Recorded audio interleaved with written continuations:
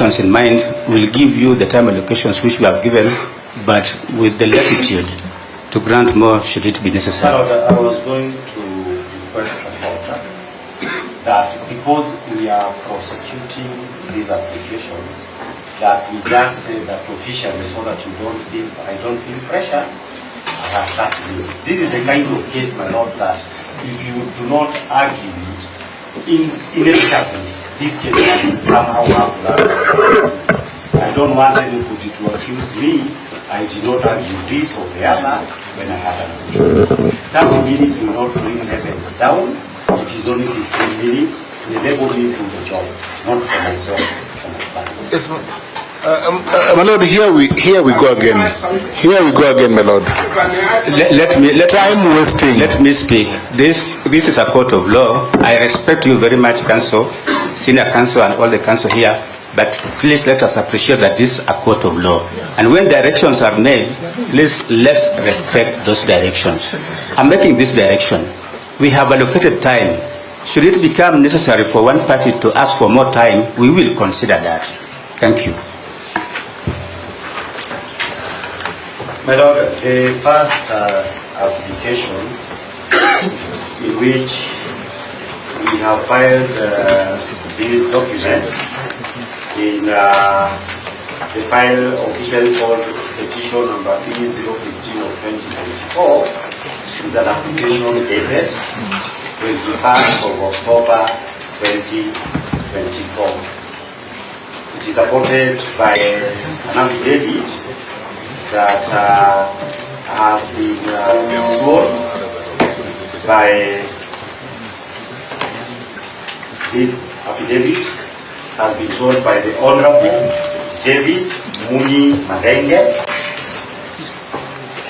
It is further supported by a supplementary affidavit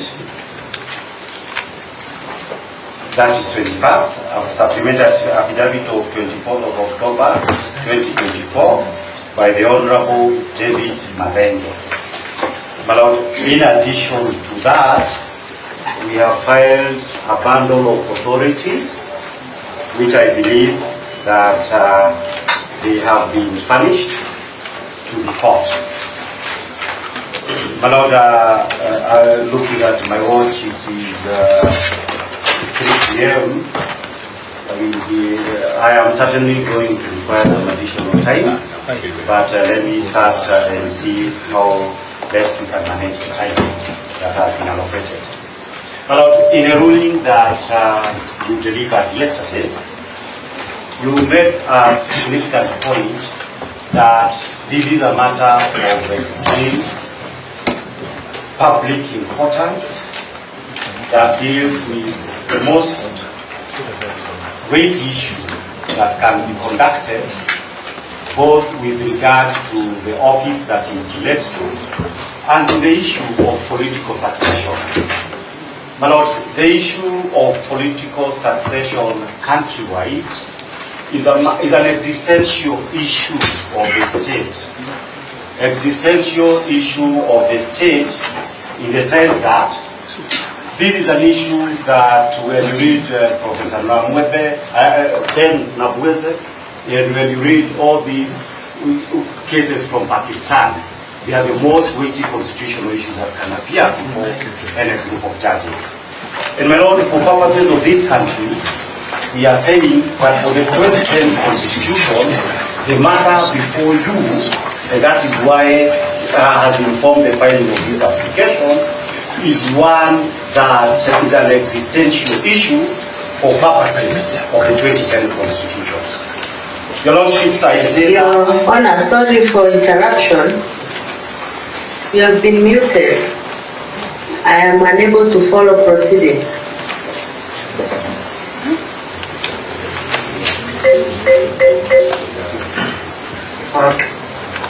Now it's okay.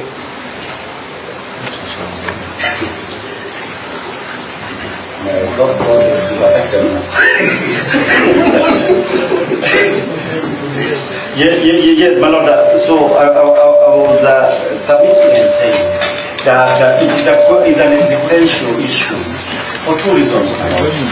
My Lord, most of us who are at least 90 years are aware of two provisions of the former constitutions of Kenya. We used to have a section 23 of the Kenyan constitutions, in which all executive powers were vested in the president. That position radically changed under the 2010 constitution. We used to have section 30 of the constitution, in which parliament meant the president and the legislature. My Lord, those positions changed. The change of those positions, which is the submissions that we are making, the impeachment proceedings would have the consequences, if it goes the way in which it has gone, of effectively bringing back to life sections 23 and sections 30 of the former constitutions. Now, the second issue that I need to emphasize on the existential issues of the constitution is this. My Lord, from the standpoint of the constitutions, and to safeguard constitutionalism, there is these issues that is called security of tenure that certain offices enjoys, particularly with regard to the questions of removal. My Lord, the two offices that enjoys the greatest tenure are the office of the president and the office of the deputy president. My Lord, why is that the case? Because they are legally protected that to remove a president or a deputy president, you need impeachment. They are also secured by the electoral process, that those two people, to get to those offices, they must be voted into those offices by the people. But the significance of this is this. Every other holder of the offices, from constitutional office holders to judges and everybody else, doesn't enjoy political tenure. It is only legal protection for those particular offices. So that, my Lord, the point is this, that the true weight of this matter is this. If it were to turn out that an office that enjoys the greatest protection, like the office of the deputy president, can be called, the removal can happen as we are alleging it happened in this case. My Lord, the whole scheme of constitutional tenure and the protection that is necessary to protect our democracy would effectively be null and void. This would mean if you have numbers, you do not like the speaker of the day, you can get him out. Numbers in a democracy, and that is why you write the constitutions, numbers must be controlled by law. If we reach a position where numbers cease to be controlled by the law, my Lord, that would effectively have negated all the constitutional gains that this country has made. My Lord, having made that point of the nature of the issues that we are dealing with, let me come to the issues before you. My Lord, the petitioners, or in those cases, in those affidavits, in the applications, are saying a fairly simple issue. They are saying that as a result of events that occurred in Kirinyaga, that are partly the subject of the yesterday's decision that was made, and as a result of other matters that is the subject of the supplementary affidavit, the petitioners feel, and the petitioners are of a strong opinion, that a case of this magnitude is not the kind of case that should be decided by a bench in which they do not enjoy full confidence in. My Lord, the basis of that, since this is high writing, would be four. My Lord, on the first issue is that the petitioners, and in the applications that they did, and is a subject of overruling, they pointed out certain issues that brought into question the issues of the transparency, the proper accountability, for purposes of the handling of that particular file. The affidavit is there. And according to the petitioner, that brought into them some doubts, the manner in which the handling was done, as to the impartiality of this particular bench. The petitioners goes on to issues number 2. They said that whereas they put in an affidavit setting out the reasons why there was a problem in the manner in which those issues were done, the respondents did not respond to challenge those particular set of facts. But my lords, the petitioners are saying that now that the respondents did not challenge their set of facts, the contrary issue that happened is this, that in the ruling that was read yesterday, we got a copy 30 minutes ago, there was a section that was called Other Issues. In the section that was called Other Issues, the petitioners are saying that this court answered factual and evidential issues that relates to that application.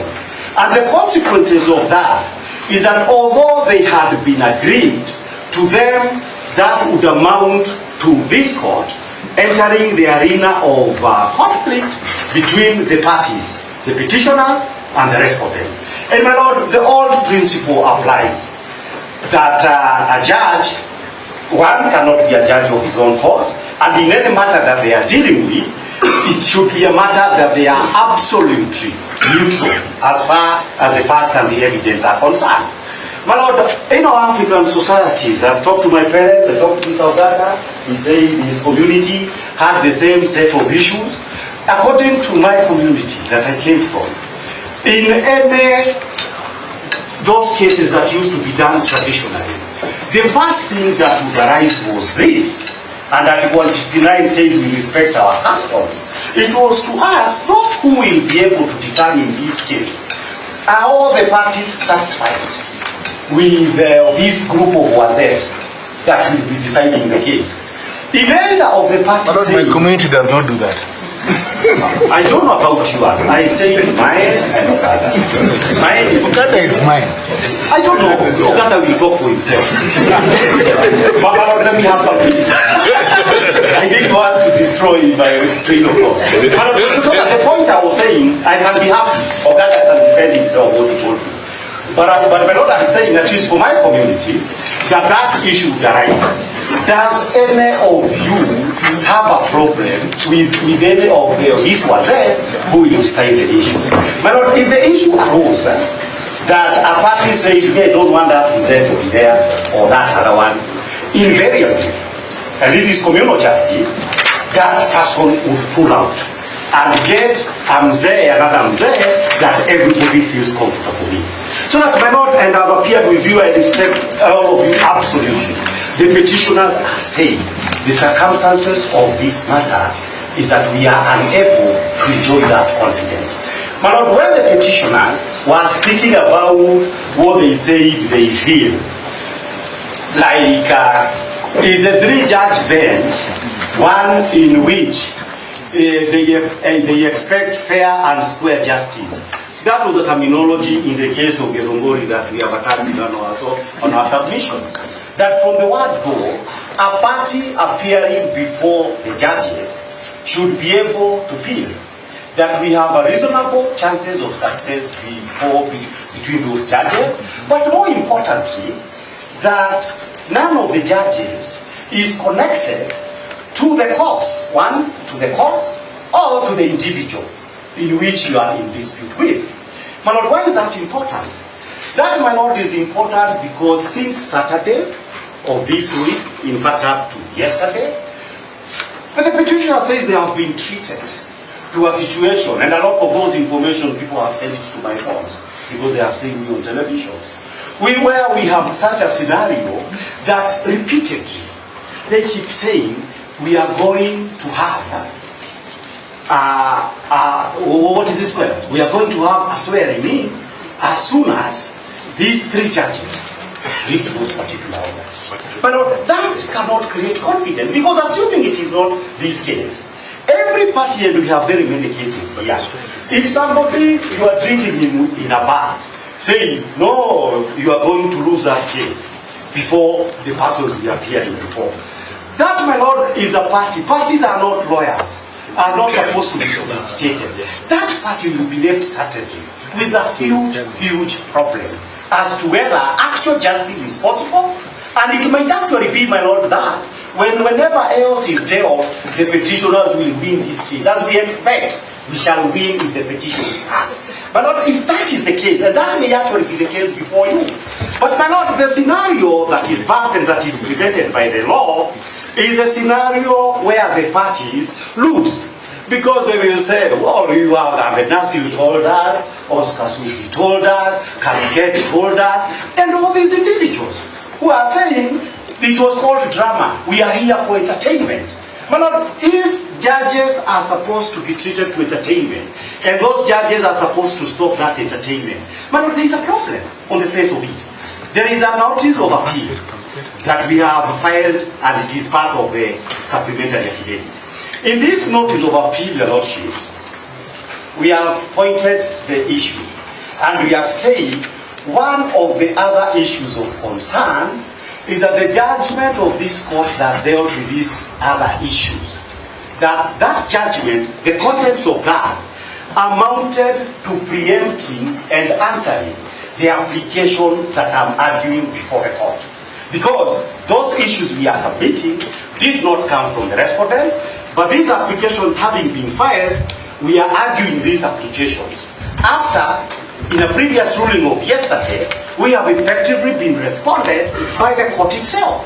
The petitioner says that they are absolutely uncomfortable with that, and they cannot be able to say that if we have reached a situation whereby judges are answering our case in advance, it is absolutely bad and beyond repair. But Lord, the second last issue that I want to say is this.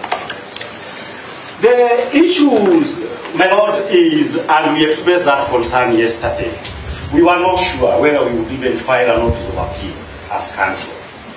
But you are told you cannot file this one because it is the issue, as far as we are concerned, we were not treated fairly.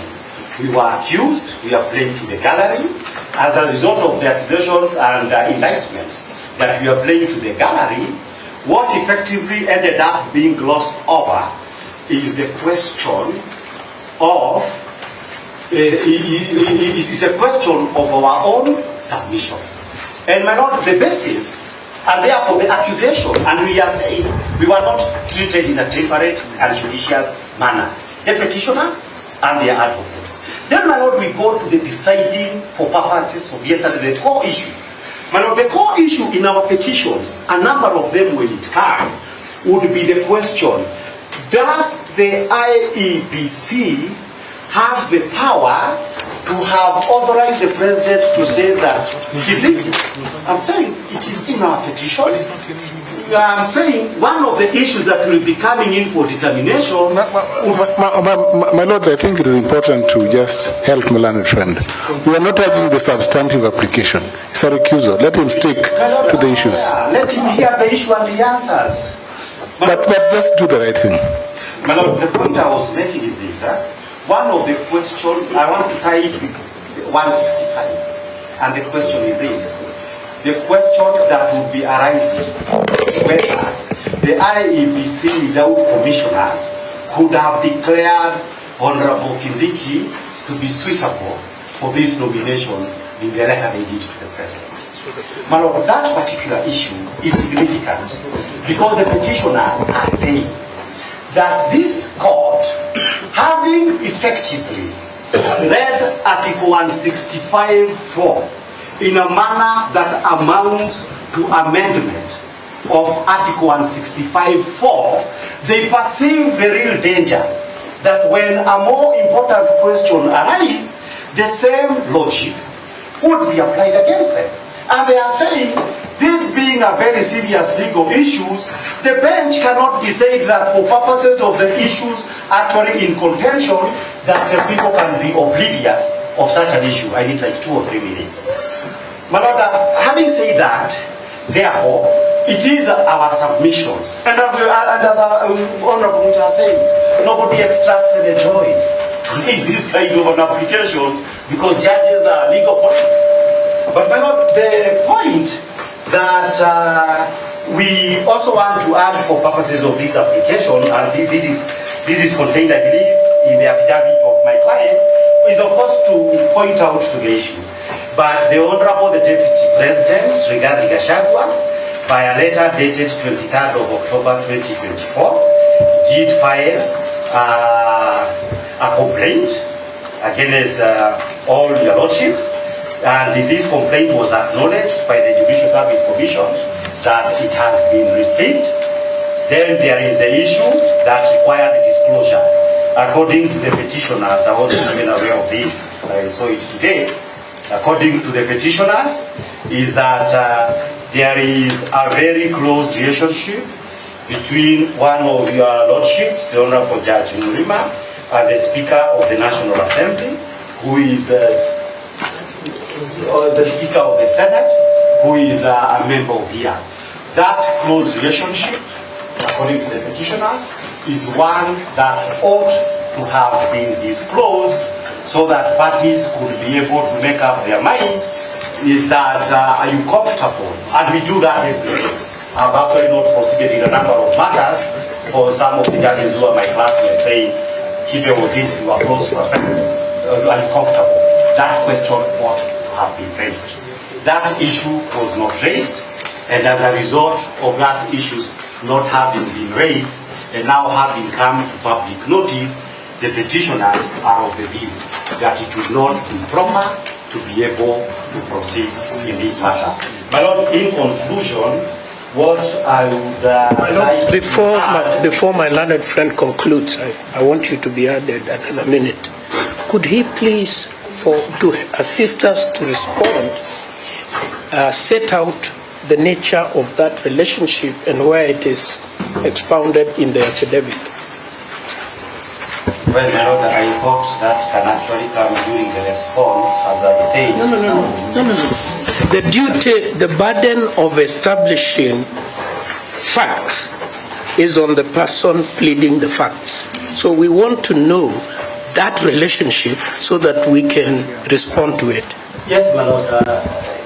I have no problem whatsoever. There is a written affidavit. My Lord, in paragraph 6 of the supplementary affidavit, it reads as follows: whereas I was not aware about the relationship between the Honorable Justice Murima, who is among the three judges having this matter, and the fourth respondent, that is Hindi, it has been brought to my attention that the Honorable Judge and the fourth respondent, Speaker of the Senate, are very close friends as demonstrated as here under. 1. The respondent attended the wedding ceremony of the judge and they took a photograph with him. In a post on social media, he indicated. I thought I should.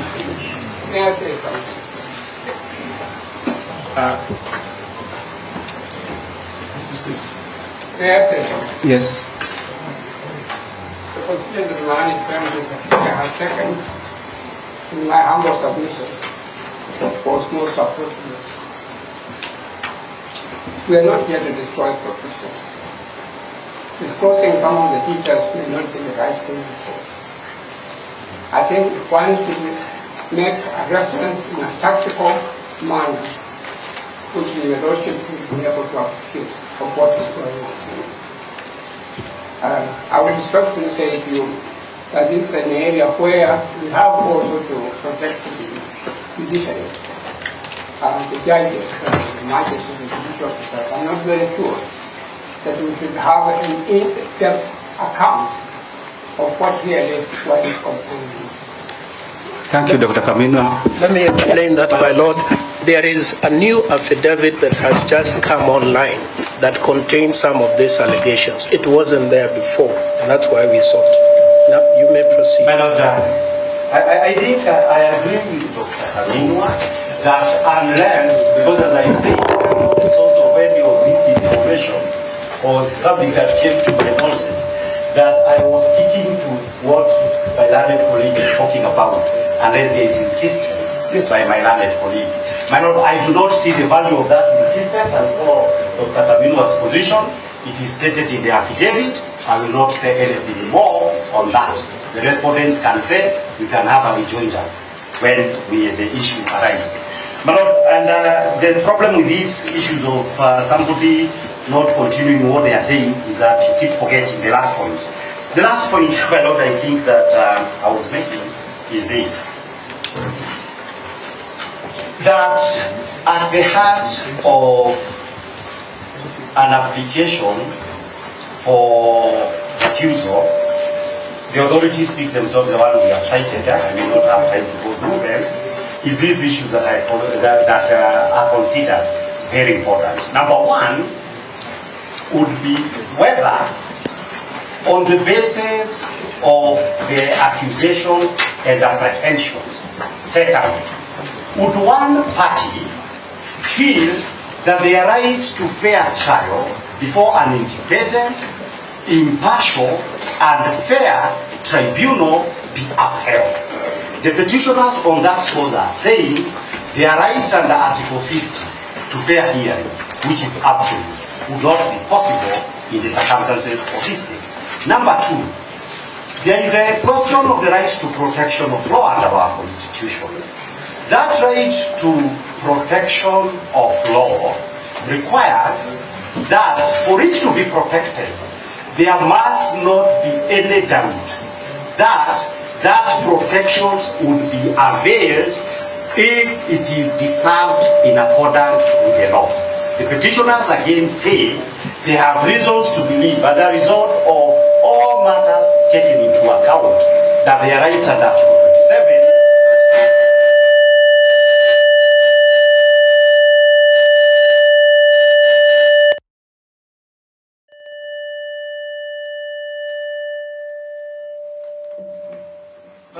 the final issue, it could not really have been final, but I have to finish.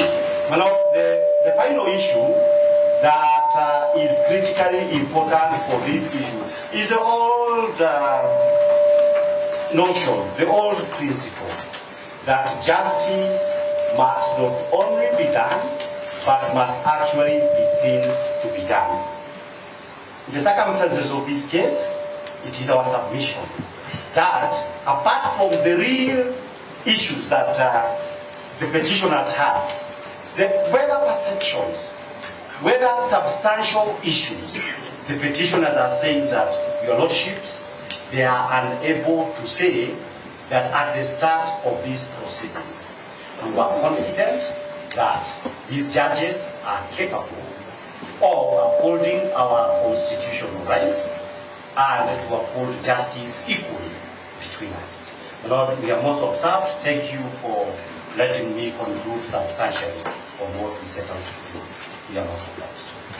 Thank you. My Lord, before the next speaker goes on, I think there is something we are doing and it is not fair to the court, because my learned friend was challenged by Professor Mugay to tell you what is the specific thing. Then they take the posture, assisted by the senior, that we don't want to go there. You cannot eat your cake. The reason they don't want to go there, my Lord, is because it is frivolous. Now, the misfortune we have is this. The world is watching these proceedings. They said we don't want to go there. And the typical person watching this, there is something very serious about the integrity of the court that they have raised, when as a matter of fact, going by the list he had begun is that the judge attended the wedding. The judge went to a restaurant. In one of the applications, they said the judge went to some law school. Clearly, we are being unfair to the court. We want to paint a picture, hiding and we don't want to go there, so that the world will be left with the impression that there is something terrible about it.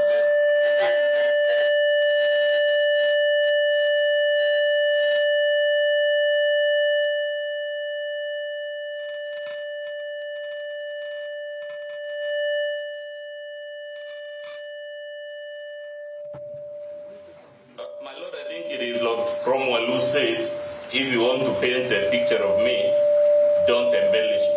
Say what and all.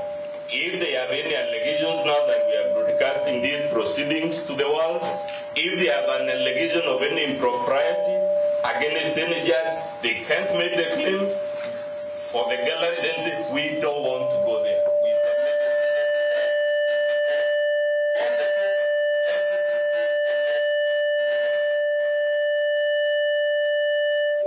Who's machine is There's something wrong somewhere.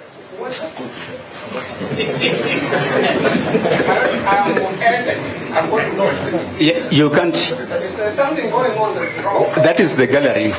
No, this one is the gallery. There must be something wrong with the gallery. So I think it is something technical. If, May I address Madam? just a minute, please. Comment on what is mandate? No, just a minute, please, Daktari. If you are using a gadget and your gadget could be causing this noise, please just set it properly. May I make a comment, Madam? May I remind Madam trying very, very respectfully. It's our duty to protect the officers. They've applied to They are not protecting the court. They are telling the whole world that this court is improper. It has improper motives. They can't have it both ways. May I say what I want to say? But when they apply for recusal, they go the whole hog. You don't apply for recusal of judges. I think the proper way, Dr. Kaminwa, let parties submit according to the directions which we gave. And according, again, there is an application supported by affidavit. There are averments in those affidavits, and because some of those averments actually touch on us, but we cannot defend ourselves, we would be satisfied if you read them even verbatim, so that the world knows that these are your complaints against the bench. Madam, may I say something? No. As your lordship is aware, at times when we're in a court, we're not in a court. Okay, Dr. Kabuna, please say what you want to say. You will say to a judge or judges that I have information that I would like to show clearly that it cannot be this one. Can we close the chamber? So that I can disclose that. I'm not asking for to close the chamber. All that I will say, as lawyers or as advocates, we are also under duty to protect the judicial system and to protect the judicial system. I think that is okay. That is okay. I think one way of protecting judicial officers is by disclosing in open court like this what is there. By being blunt. Exactly. Be blunt. I'm not with you with respect. You brought it to yourself. My Lord, next time, I hope also don't have to say you must read within 15 minutes, which is what they were trying, then accuse you of not reading everything. Because I have not actually read everything. There are other issues I could also have read. But my Lord, let me read this. My Lord, hearty congratulations to my long-time friend. That was underlined by the, and the source is Right Honorable Amason Jeff Akingi, EGH. The petitioners said the issue, and that is the issue that I picked during my submission, that there is a long-term friendship between the judge and the party. That long-term friendship ought to have been disclosed. I say that. Then it goes on to say, on the occasion of the renewal of your marriage vows with your beloved wife, this is now there, evidence that they are giving. You are a true testimony to the belief that spouses resolve to stick with each other through thick and thin, great things can happen. I wish the two of you the very best in this long journey, and pray that God continues to bless this union and review with his wisdom and the patience that comes with marriage and family life. Hongera Kakangu. And below there is the photograph where a gift is being given by the Honorable Mr. Kingi, Senator, to the couple or Judge Rima and I believe his spouse. That is the annexure that was put by the petitioners in proof of the fact that there is a close relationship, a close friendship that under the law ought to have been disclosed, given that Kingi is a very important party for purposes of the case against the Senate that debauched everything and has come here to defend those impeachment proceedings. I believe my job is done, and because that is all that it says, and that is the affidavit of the petitioners. Unless they need me to read something else, I can sit down. The second applicant. May it please you, my lords, my lady. You are in another file, eh? No, it can be. Or we take it in another file or the same file? Yes, my lady. It's not in the same file. I am in 509, where we have the application. 509 is in cohort 1, eh? Yes, cohort 1. Give us 5.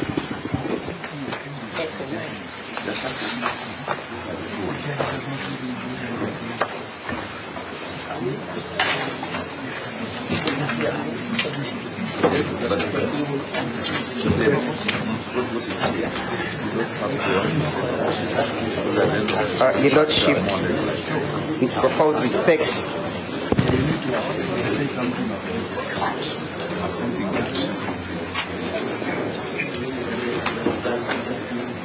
permit me, Your Lordships, to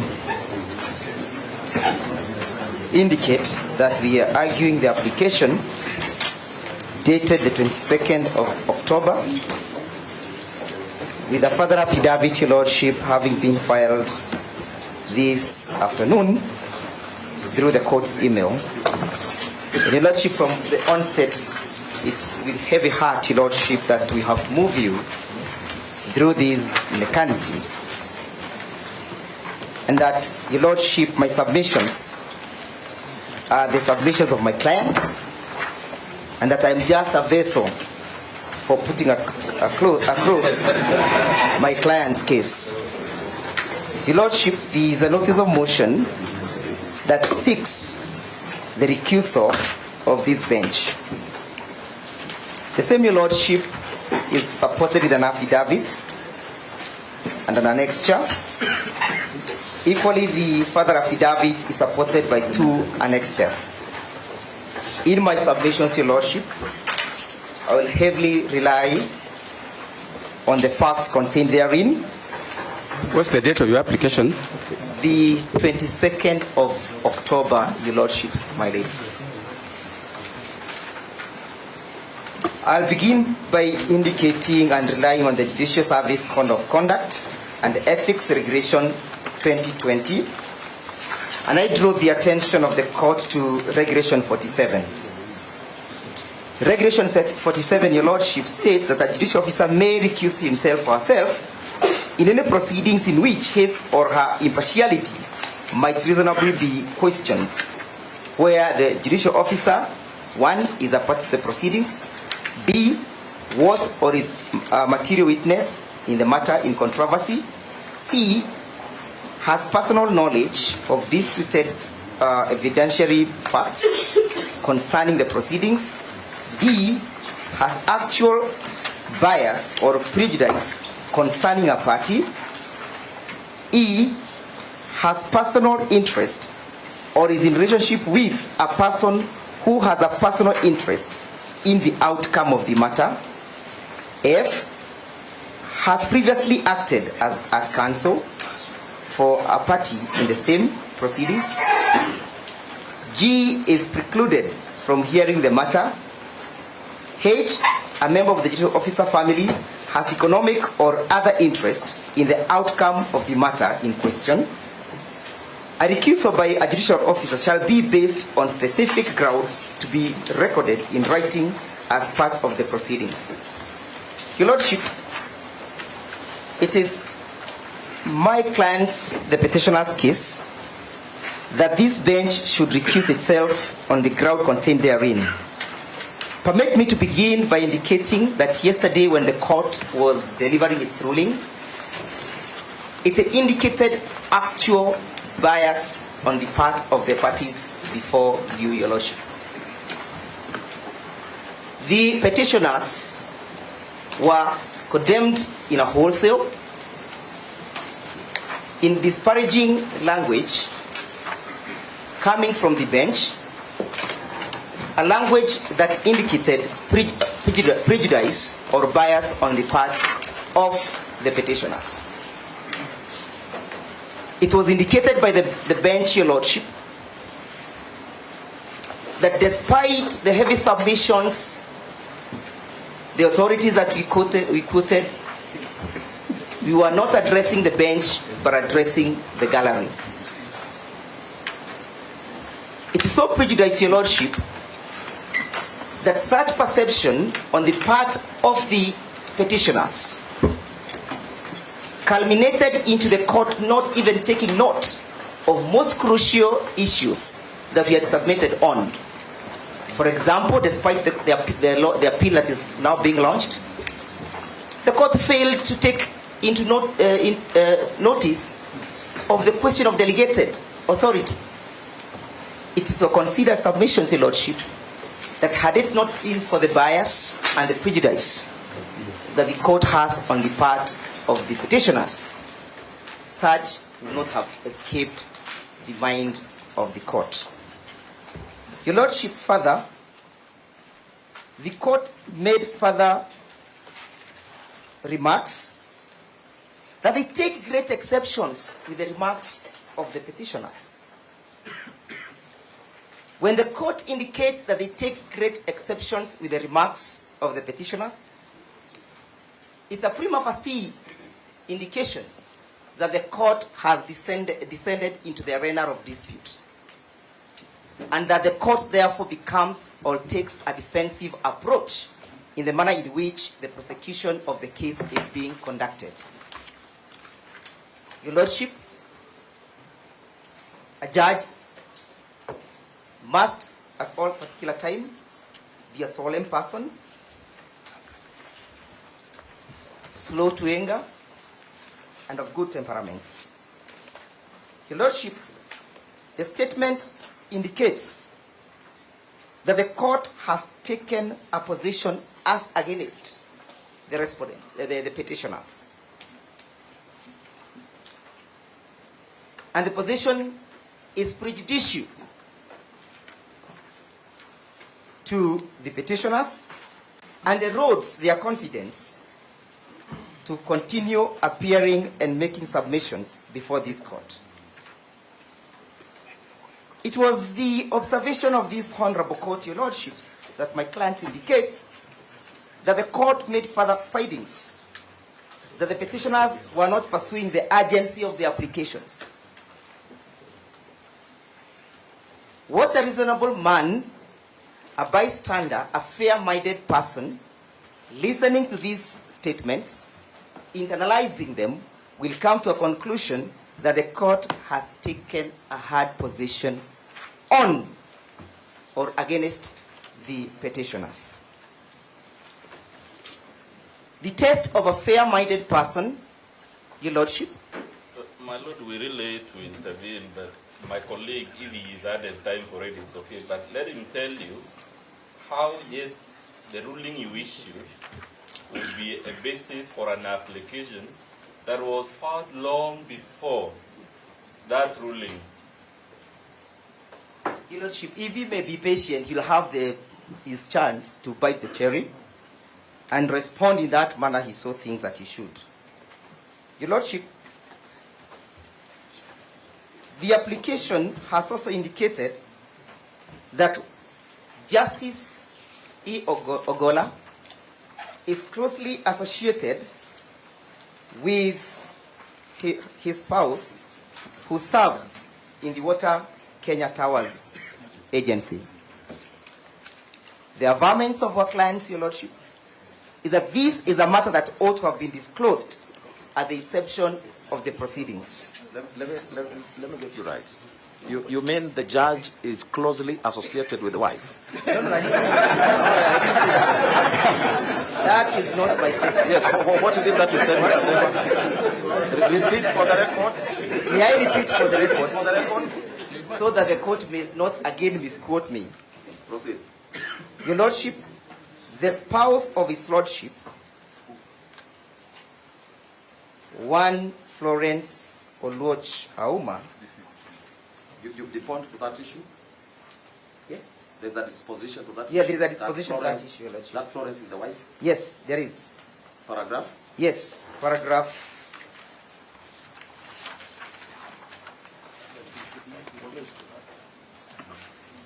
paragraph 13 of the supporting affidavit, as read with paragraph 11 of the further affidavit. She holds a position in the Kenya Water Towers Agency, an appointment that was done pursuant to the Gazette notice number 7515 of 2013, for and on behalf of the presidency by Siopan Tuya.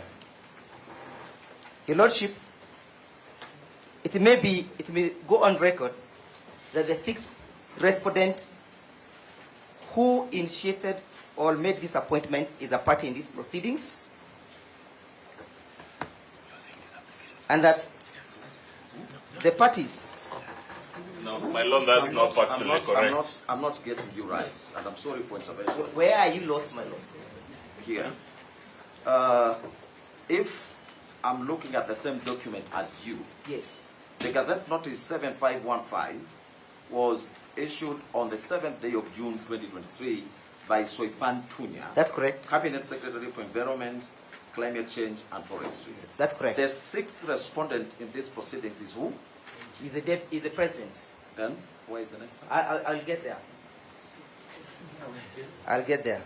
Your Lordship, the cabinet under the Constitution is constituted of the president,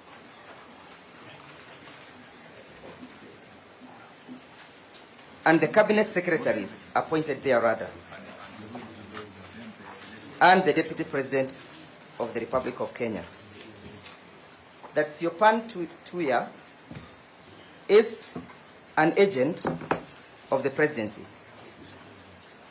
Your Lordship, one of the issues that was before the impeachment was that the deputy president, the petitioner herein, indicated that Kenya is a shareholding country.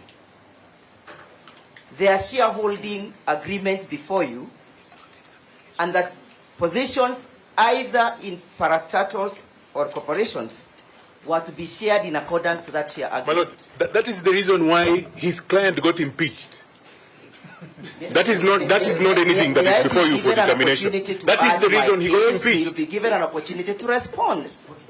Even if you are itching, Mr. Nyamondi, take your call. Your Lordship, it is my client's submissions that Florence Auma Olwoch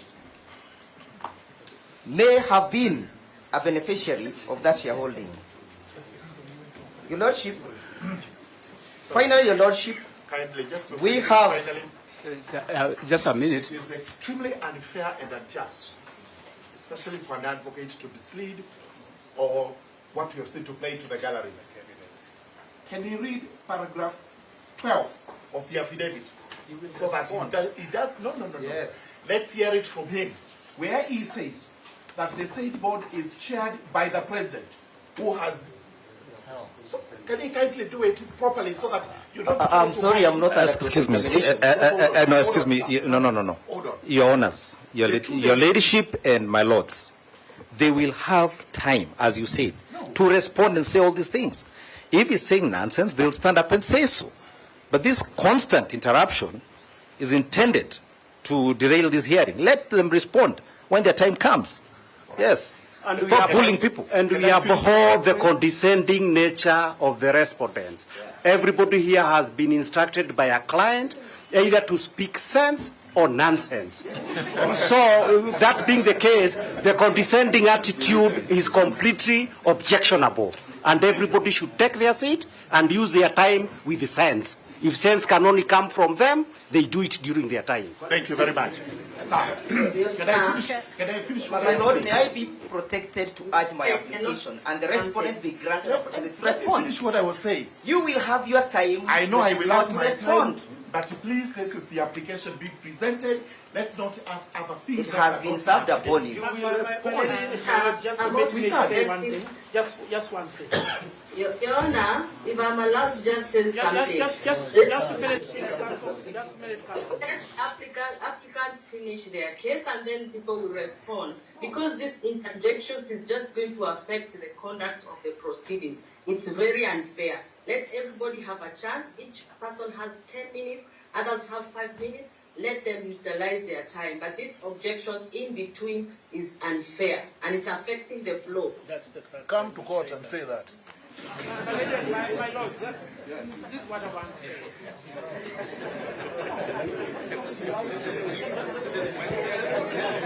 Order. Can we have some order? Can we please have some order? Harvey, you may proceed. A judge is first an advocate, the second is an advocate. They're all here advocates. My plea is we conduct these proceedings in an orderly manner. As Professor Gibu Mugai used to remind us when we were in school, to be an advocate, you are a superior mortal. Can we just be slightly superior and deal with this thing in an intelligent way? Sandagwa, use your remaining time to conclude. I am most obliged, Lordship. It may be noted that, Your Lordship, that the chair of this board is directly appointed by the President, the six respondents in this case. Your Lordship, may I submit again that the perception out there is that this bench has been constituted for a particular purpose. And that the bench is just a mere conveyor belt, and that the parties herein will not have the chances to have justice of their case being dispensed. Your Lordship, I have annexed a tweet by Senior Counsel Ahmed Nasir, annexed in our affidavit at paragraph 12, and I would wish to read that tweet, Your Lordship. Ahmed Nasir, Your Lordship, is a senior member of this bar, a senior counsel, and Your Lordship, here it goes. The conservatory orders will be discharged by the 3-judge bench, latest by next week, if not by Friday. Even as we approach you, Your Lordship, the perception out there is that this bench is part of the conspiracy. My Lord, may I object to that? Ahmed Nasir is not the law. Your Lordship, He speaks not to the law. Ahmed Nasir has also an affidavit. He is not a witness, my Lord. How does Ahmed Nasir, and we have 64 senior counsel, how does Ahmed Nasir, how can his tweet inform submission before this court? may I answer that, Your Lordship, to the good professor, that we are speaking about perception. The standard of a bystander, the reasonable man, a fair-minded man in the status and the character of a senior counsel, Ahmed Nasir says, and the president's lawyer says, we cannot receive justice. That is the standard. My Lord, Ahmed Nasir says that this court will quash the impeachment of Rigathi. No, but the point is, he then speaks in your favor. Pick that line. Fair-minded man, you will not teach me how to submit. You will pick the line that Ahmed Nasir says. For me, I am saying, Your Lordship, and the president, that the perception out there is that this bench has been constituted. My Lord, Ahmed Nasir says that this court will. This court will remember that on the 16th of October, we moved the court for a mention on the 18th. The court declined to grant that mention and slated our file to be mentioned on the 29th of October. But when they were moved by parties in these proceedings, the court was generous and gracious enough even to sit on a weekend, to sit on a Saturday. Noting that we were before you, you slated our matter for the 29th and never saw the urgency. Your Lordship, how can a fair bystander be convinced that this court will dispense with substantive justice. How can it be said that this court is impartial?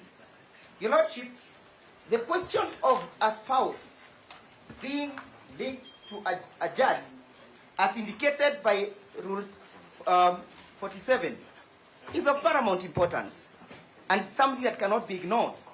Why didn't the court disclose to us? Why did the court conceal? If the court can conceal such kind of apparent evidence, what else is it capable of concealing? Your Lordship, permit me to indicate that in our affidavit that we would wish to expunge paragraph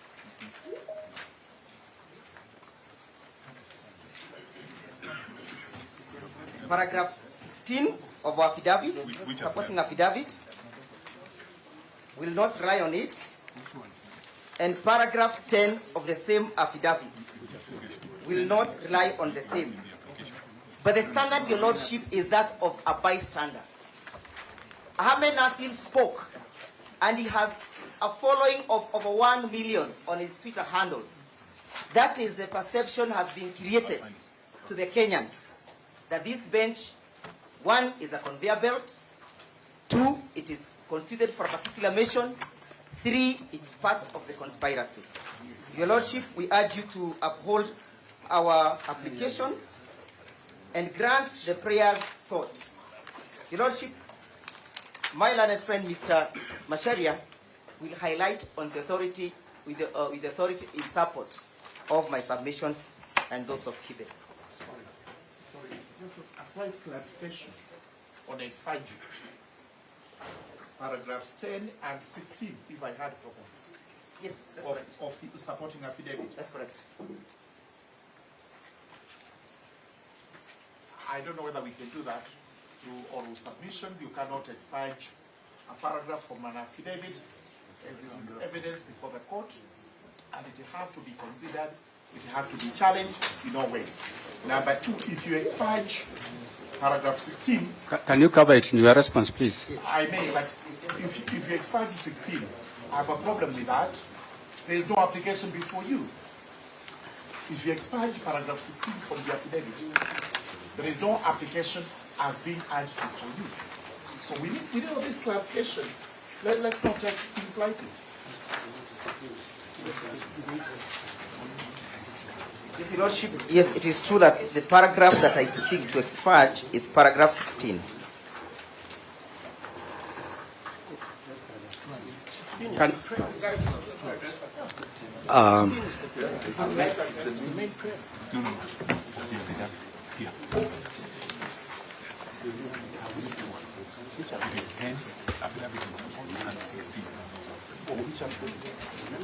Paragraph 16 of which affidavit?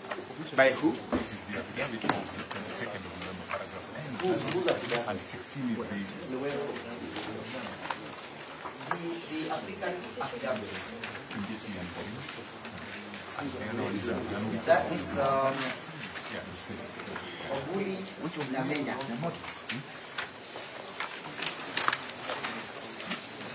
this is 10, 16 is proposed.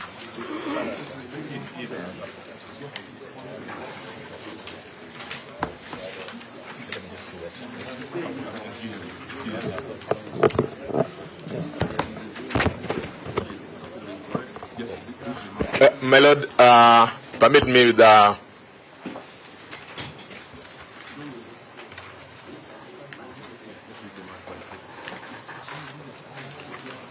Perhaps, my Lord, again, because we have to be fair to the court, my colleague has to be candid and confirm to the court. The reason he is withdrawing that paragraph 16 is because the claim there is factually false.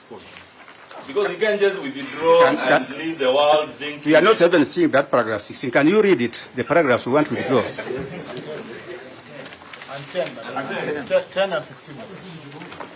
Your Lordship, are you having the same... Read as paragraph 10, which we want to withdraw, and paragraph 16, so that we can consider if it can be withdrawn.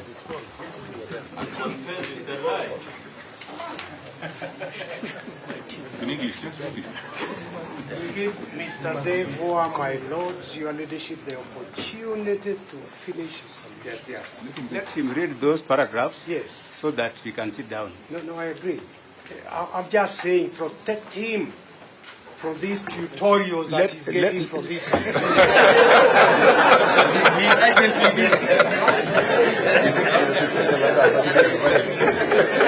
Order, please. Order.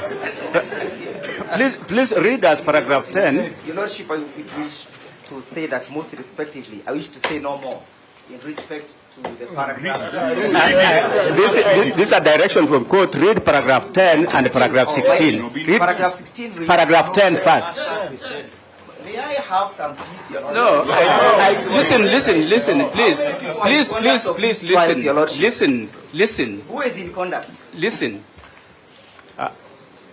Bana Njiru, Yes, Your Lordship, I'll read. you have applied to expunge Yes, paragraphs 10 and paragraph 16. Yes, Your Lordship. Can you read those paragraphs which you intend to expunge? Your Lordship, paragraph 16 says that... Paragraph 10. It's the court. It's the court.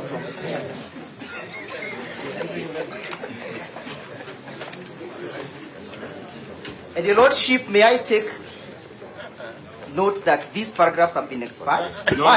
We have not expunged those paragraphs. It is your application. Expunged them.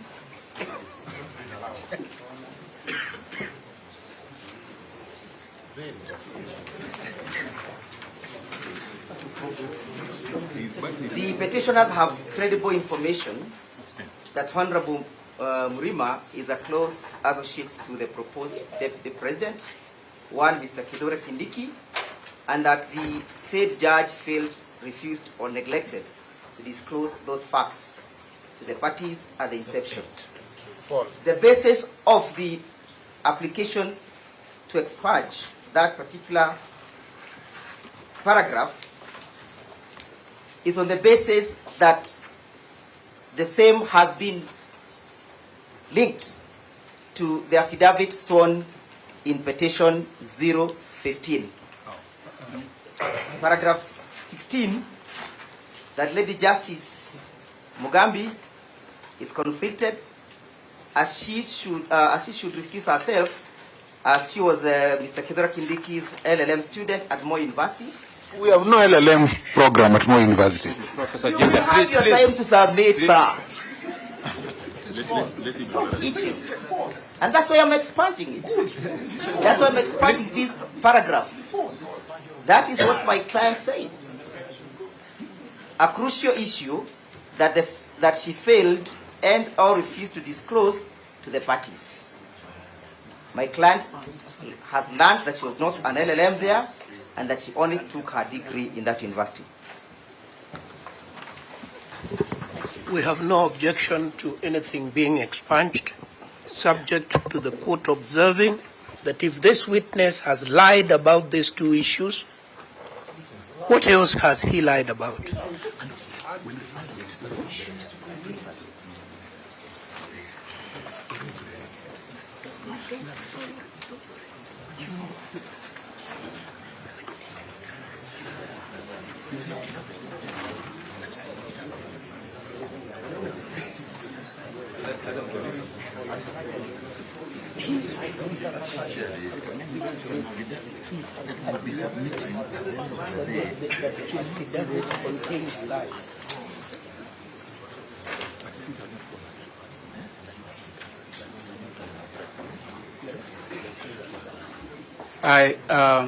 In a ruling, because application has been made and the response is there, but we decline the invitation to expunge those paragraphs. They will remain as part of the record.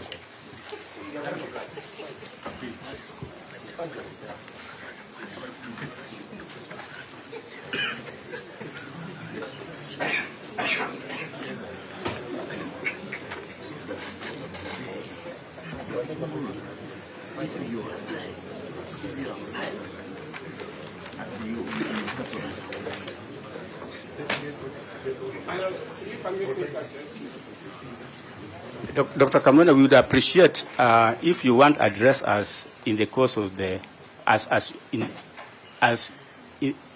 you are submitting.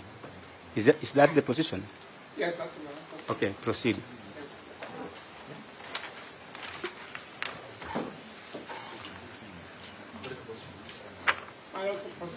My position is that there is a party. Are you supporting the motion? I'm supporting my land friends complaint to the everyone here as my land friend is a kid. You need to go.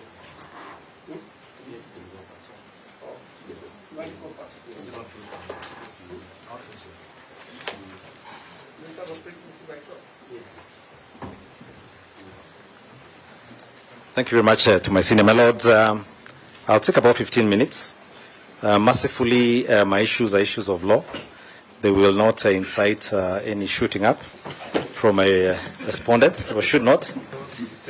My lords, my lords and your ladyship, I have submitted some two cases. The first case is the case of Standard Chartered Financial Services and another versus Manchester Outfitters. I don't know that you have that with you. And the second is a case called Naveen Premjikerai versus Virunga Limited and others. In the case of Standard Chartered Financial Services Limited versus Manchester Outfitters, and this remains, as far as I'm aware, the first case where the Court of Appeal reviewed a judgment, a concluded judgment, set it aside and varied it. And the only question before that court that led it to this decision was the question of bias. I invite my lords and your ladyship to paragraph 1 of the decision, where the court says as follows in trying to frame the seriousness of the issue. And I'm reading from the second line. It is a rare application in which the applicants seek to have the judgment of this court reopened, re-examined, declared nullity, set aside, and the appeal had afresh. I invite you now to go to paragraph 9. We've done back-to-back photocopying, but if you look at paragraph 9, in the middle is in bold the words Jasbir Singh Rai and two others versus Talokan Singh Rai. And the court is saying what it held. And it says this. During the pendency, my lords and your ladyship, are you there? In the middle of paragraph 9. During the pendency of the applicant's motion and the respondent's preliminary objection, this court, in a 5-judge bench decision in Jasbir, and they give the whole case there, held inter alia, that it was only mandated to hear and determine appeals from the High Court and could not revisit its own previously concluded decision, nor did it have powers to reopen and rehear a finally concluded matter. In light of the decision in the Rai case, it was deemed appropriate that since this matter raises similar issues, it be similarly heard by a 5-judge bench, hence the unusual composition of this bench. They are merely underlining the importance of the matter the court was dealing with. Permit me now, your ladyship and my lords, to invite you to paragraph 63, where the question that vexes you this afternoon is dealt with. At paragraph 63, they deal with a case which we've also supplied the court and my friends with. This is a well-known case of Senator Agostino Pinochet. But at paragraph 63, this is what they say. Bias, whether it is perceived or actual, undermines the public confidence in a judicial officer's ability to dispense justice. They then cite a caption by Lord Joff in R versus Gao. Justice must be rooted in confidence, and confidence is destroyed when right-minded people, the right-minded people that Mr. Ndegwa was talking about, go away thinking the judge was biased. At paragraph 65, the case of Webb versus Queen, in considering the merits of the test to be applied in a case where a juror is alleged to be biased, it is important to keep in mind that the appearance as well as the fact of impartiality has been done. And this is what they say at paragraph 66. And this, my lords and your ladyship, is what I would be beseeching this court to find favor with when you retire to do your ruling. the rule against bias is as important an element of the right to a fair trial. This rule, and now this is our own 5 judgment saying this in the Court of Appeal, this rule is to be very strictly applied so that even the appearance of bias is done away with, the appearance alone. This is because it aids in public confidence in the fairness and impartiality of the judicial system. In view of the jurisprudential importance and uniqueness of this application, they then cite a case called R versus Sussex. Justice should not only be done, but should manifestly and undoubtedly be seen to be done. I will leave for you to read paragraph 67, which I also recommend to you. And then paragraph 71, another English case cited. First, actual bias will of course always disqualify a person from sitting in judgment. Even in the absence of actual bias, however, the importance of public confidence in the administration of justice is such that even the appearance of bias will disqualify. And they say emphasis added. And I would also invite you to look in the fullness of time to paragraph 73 and 74. Paragraph 81, they cite the case cited earlier, I think I mentioned it. This is the case of Agostino Pinochet. It actually begins at paragraph 80. There's a long passage, I'll not read it on account of time. But at paragraph 81, they cite the basis for the reason the 2 applicants before you have moved you. It's the Latin phrase, nemo debet esse judex in propria causa. No man is to be a judge in his own cause. Then at paragraph 82, Lord Hope, in the same decision, indeed, it may be said of all the various tests which I have mentioned, including the maxim that no one may be a judge in his own cause, that they are all founded upon the same broad principle. Where a judge is performing a judicial duty, he must not only bring to the discharge of that duty an unbiased and impartial mind, he must also be seen to be impartial. Having considered all those, the court, and in that case what the issue was that the late Justice Laka had represented one of the parties previously, not in this matter, but previously. But at paragraph 86, they give a summary of what I've told you, and then go to paragraph 88, and then this is how the court finally resolves the matter. And I would also recommend to you paragraph 90. Let me read paragraph 90 before going to the conclusion. The mere probability or appearance of bias was enough to breach the cardinal rule of fair trial in the administration of justice. Having raised the issue of bias arising from the same circumstances in the hearing of an interlocutory application by the same judge in a matter involving the same parties, we do not understand why the applicant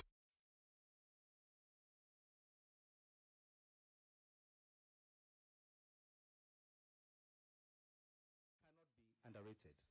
As observed in the Benjo case, bias is one of the grounds that will justify review of a previous decision of the Court of Appeal. As I said, this was the first time it's ever happened in the history of the Court of Appeal, and as far as I'm aware, the only time it has happened.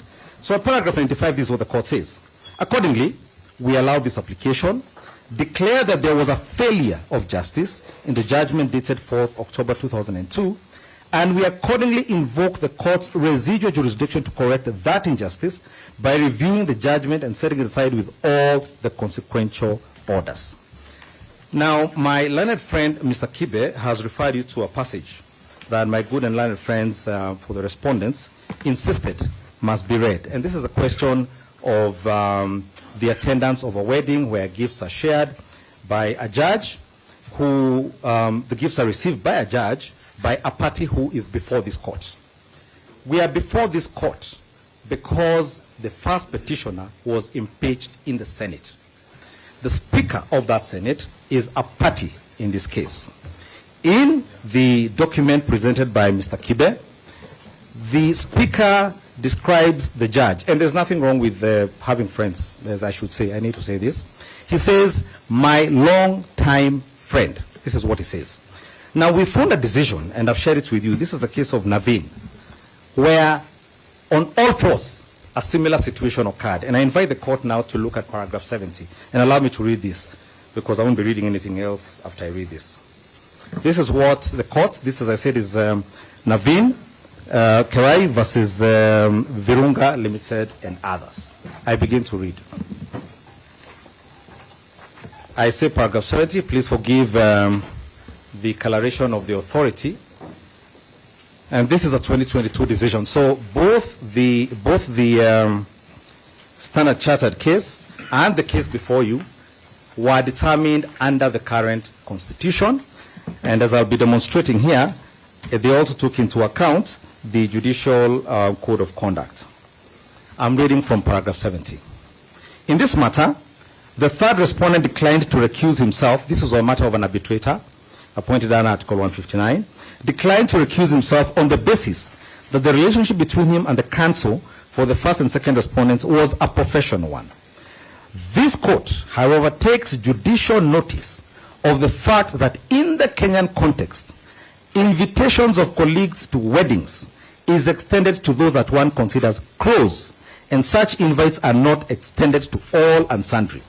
Had that been the case, then the third respondent could have as well extended the invite to the counsel for the applicant, who is an advocate just like him.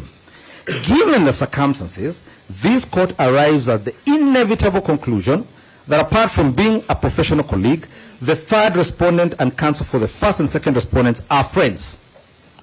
And that is the perception that any reasonable, objective, informed member of society would reach based on the circumstances of this case. I continue, paragraph 71. As counsel for the applicant stated, it is common knowledge that there is the custom for invited guests to give at a wedding, exactly as happened in the case Mr. Kibe showed you. In this case, apart from the third respondent and the counsel for the first and second respondents, the applicants and their counsel will never know if the counsel for the first and second respondents was a gift-bearing guest at the traditional wedding or not. In this case, we know, because the photograph depicts a gift. It, however, boils down to the failure by the third respondent to disclose to the applicants and their counsel that he intended to invite the counsel for the first and second respondents to his traditional wedding and seek their views on the same. I need to emphasize that the real issue here is not that a wedding was attended. It is that that issue was not disclosed prior to the hearing and dismissal of the matter and the continued conduct of these proceedings. I continue. Bearing in mind the final nature of arbitral awards, which can only be set aside upon a litigant satisfying the conditions stipulated under Section 35 of the Arbitration Act, the need for disclosure becomes even more critical. Paragraph 72. In S versus Roberts, the court stated that the apprehension be that of the reasonable person in the position of the litigant, and that is based on reasonable grounds. I continue at paragraph 73. The counsel for the first and second respondents has stated that since he and the third respondent are arbitrators who have served at the Chartered Institute of Arbitrators, Kenya branch, as chairman and vice chairman of the institute respectively, during the same tenure, they were bound to interact or have interacted in the Chartered Institute of Arbitrators events, trainings, board meetings, and members' welfare gatherings while discharging their professional mandate. I do agree that the above events are professional in nature. However, weddings are personal events where families, friends, and close colleagues are invited. The lack of disclosure by the third respondent that he had invited the counsel for the first and second respondents to his traditional wedding is one that leads to the perception of bias. Due to the failure to so disclose on the part of the third respondent, it has led to an erosion of the confidence that applicants have that he will be neutral when it comes to the hearing and determination of the arbitral proceedings before him involving the parties hearing. In conclusion, this court holds that there was lack of transparency on the part of the third respondent, and he should have done the honorable thing when he was requested through an application to challenge to recuse himself from the arbitral proceedings in nature. This court finds that the justifiable doubts have risen as the third respondent's impartiality and independence, and the same have been proved by the applicants. This is a decision, and the only one we could find, that addresses on all fours the issue that confronts this court. I ask this court to find favor with this decision, to recuse itself, and I do so with tremendous, tremendous respect. It's just that the nature of the matter, the nature of the issues, and the perception as such as are captured in that decision. Recusal would be the only thing that would do justice to not only the applicant before you, but to the court itself. Thank you for the privilege of your attention, for your time. Unless you have any questions, I'll rest at that point.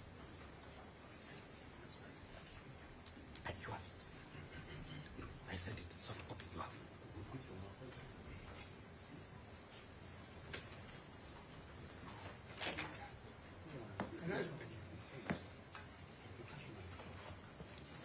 Dr. Kamuna, you can proceed.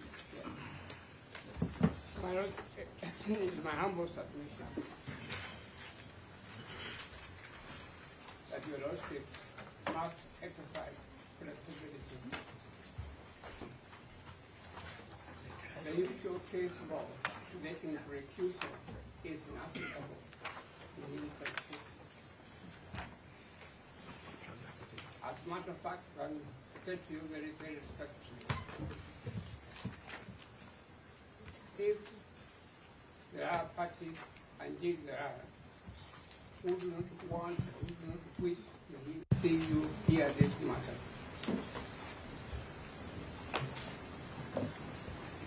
please walk out. You are not the only judges in the country. Let another panel of judges be appointed to hear this matter.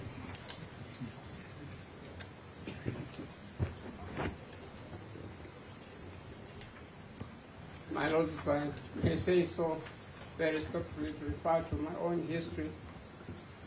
When you reach my age, you keep on looking at your history. I remember there were 1 or 2 expatriate judges, colonial judges. The moment you say to him, or to him, to your Lordship, I would like you not to hear this matter. I want you to recuse yourself.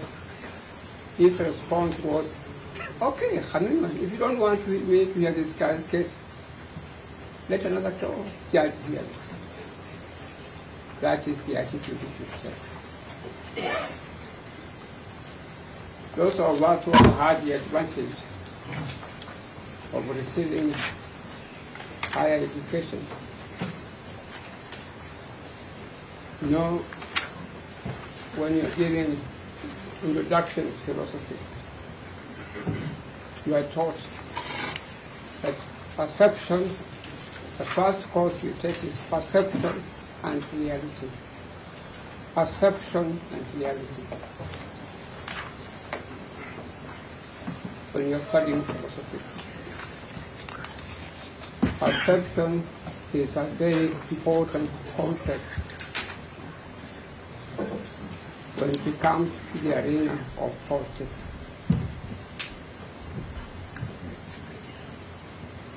Reality may be completely different. And indeed, I believe it is different in the case before your Lordships. I appear before you very often. I've never entertained any idea about your standing in relation to justice. But the perception now that has been painted by my able, learned friends, clients, Mr. Ndegwandiru, Mr. Kibe, and Mr. Macharia, that there is a sizable portion of the Kenyan population which will not be happy to hear you sit and listen to this case at all. And may I remind your Lordships very respectfully, impeachment is politics of the country. There's no way you can move away from that at all. I would respectfully refer you to a book I've taken the trouble to read. Your Honor, sorry for the interruption. We are muted again. Perhaps you could be unmuted so that we follow the proceedings. I wonder why it has happened in respect of Khamim.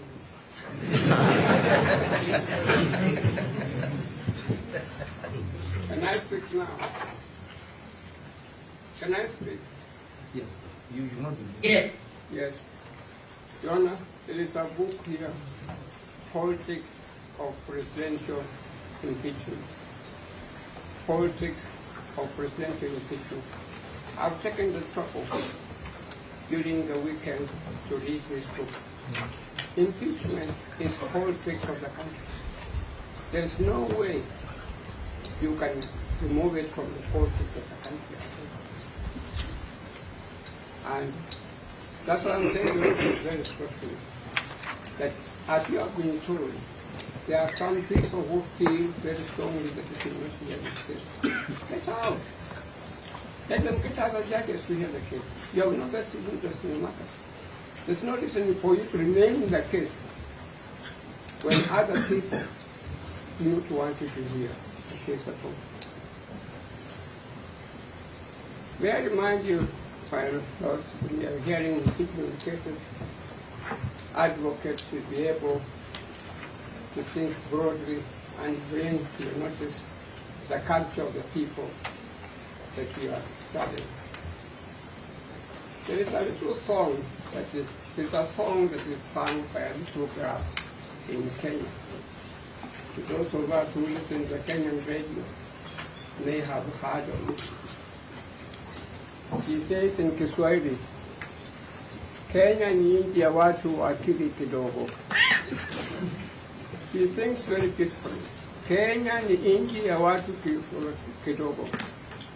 Na wanataka kitu kidogo ndio wafanye kitu. Majority of our people are not the people who are in this country before. Majority of our people are people who have not had the advantage of receiving the education, the training that the judges and the advocates, the members who are in this room for.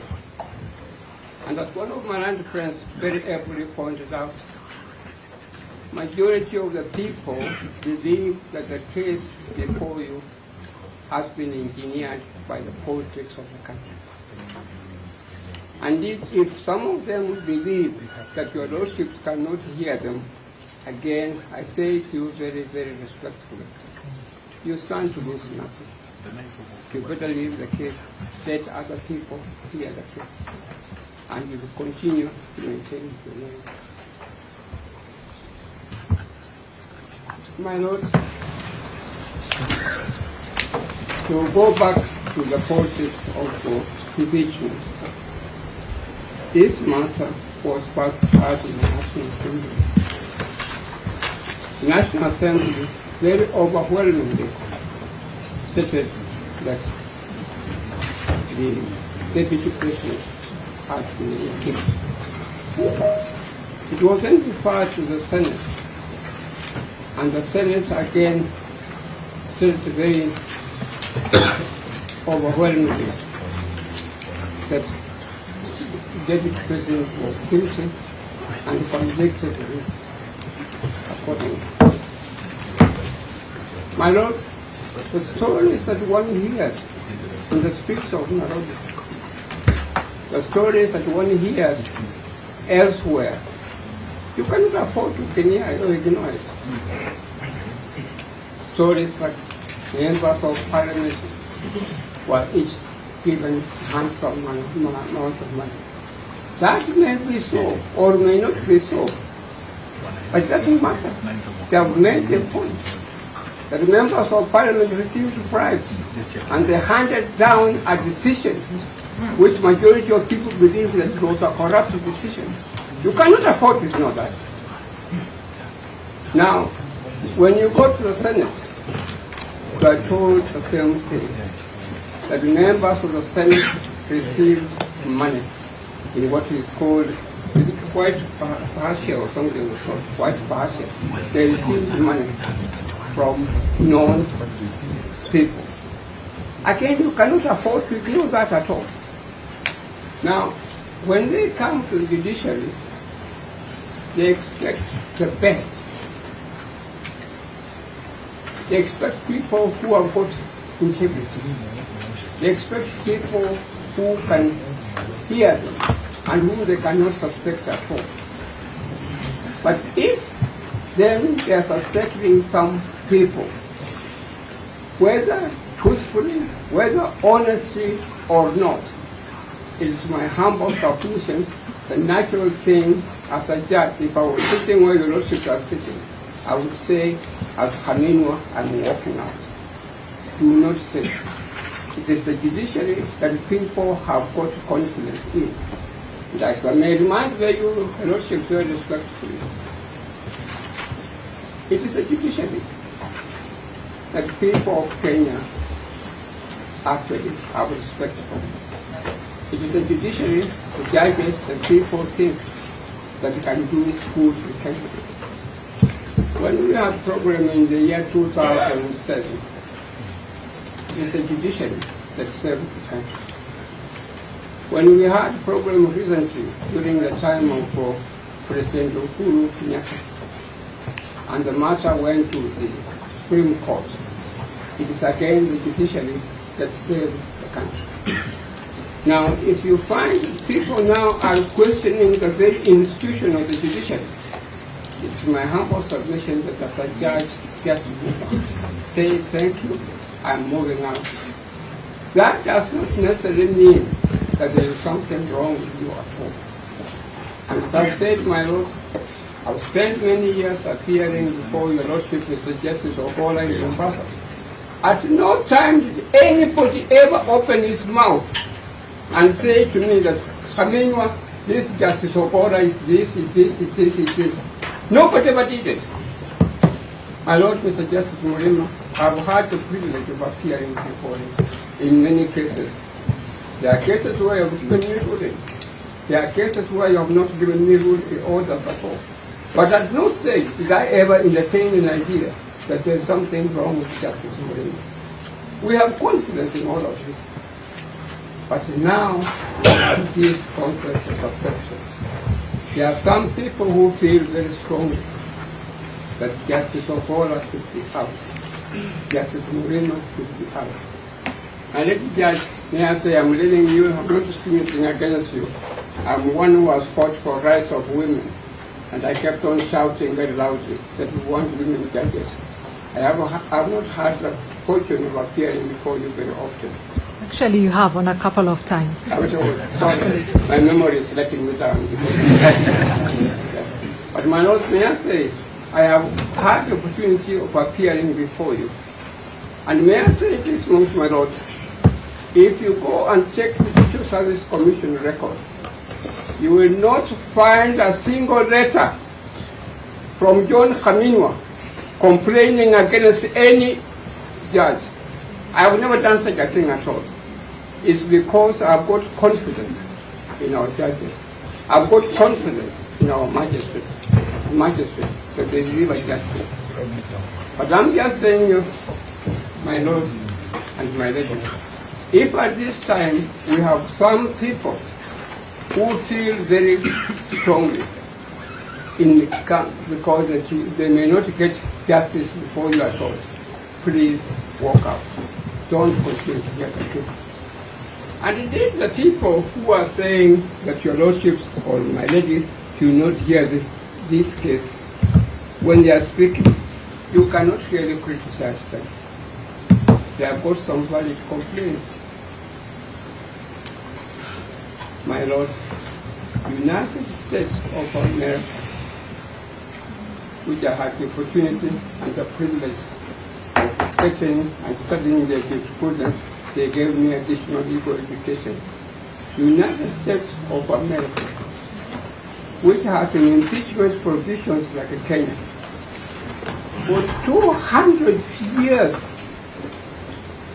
there is no president or deputy president who has been impeached and the impeachment has succeeded. None at all. None at all. Kenya, a young country which got the first constitution involving impeachment provisions, came into operation in 2010, and in 2024, we are now being told the deputy president has been impeached successfully, has been found guilty. Is it unreasonable to suspect there is something wrong? Is it unreasonable to suspect that someone is doing something wrong? Gachagua may be a nurse, may not be probably properly educated, but he's a deputy president of the Republic of Kenya. Why should he be the first one within such a short time to be impeached in the country? Can't you suspect there is something wrong? That you are not doing some things properly? That America, which has had impeachment provisions for 200 years, has never successfully convicted someone for impeachment as for a politician. Thank you, Dr. Kabinwa. Thank you very much. May I say thank you, may I say with your respect, I would appreciate if you would uphold my submission. Thank you. Just 2 minutes, my lords. In considering this application for recusal, I plead that you bear in mind the following. One, your brother, Mr. Justice Chacha Mwita, your brother, Mr. Justice Mugambi, your brother, Mr. Justice Mwongo, sitting separately, each one of them was persuaded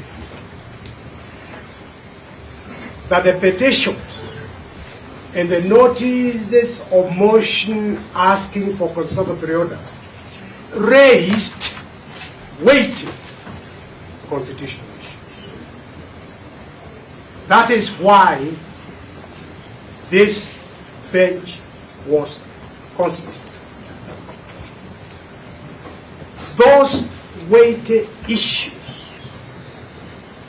await full arguments by both sides for the court to resolve.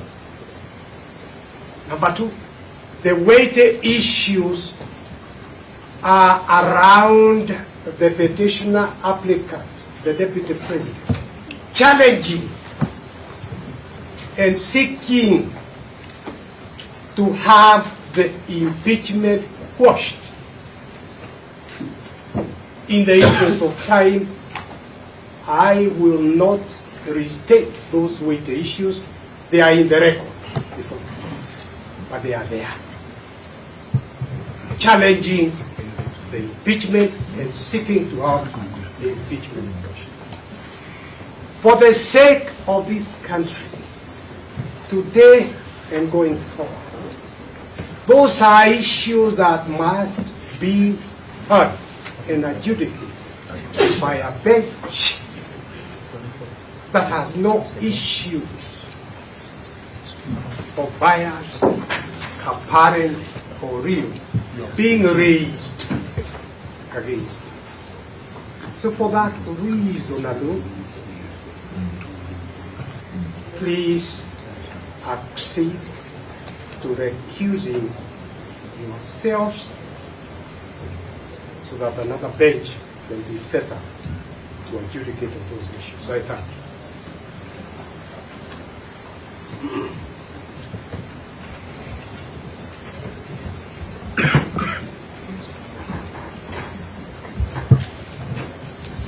Very briefly, Your Lordship.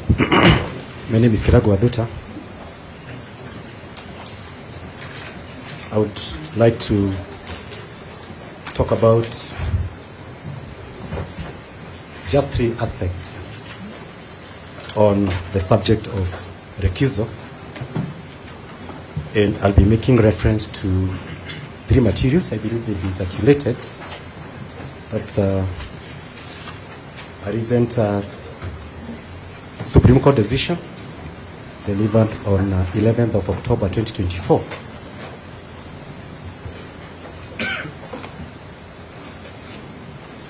Let me make arrangements so that they are brought the copies.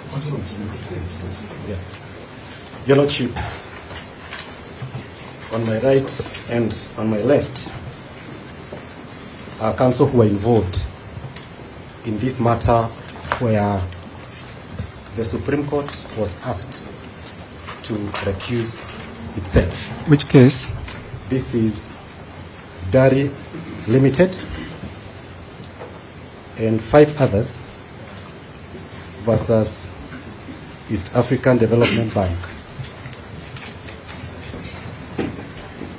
Mr. Nyamondi and Senior Counsel Paul Mito on the same side, but today they are on different sides of that decision. When that application was made before the Supreme Court, I do not want to go through all what went on.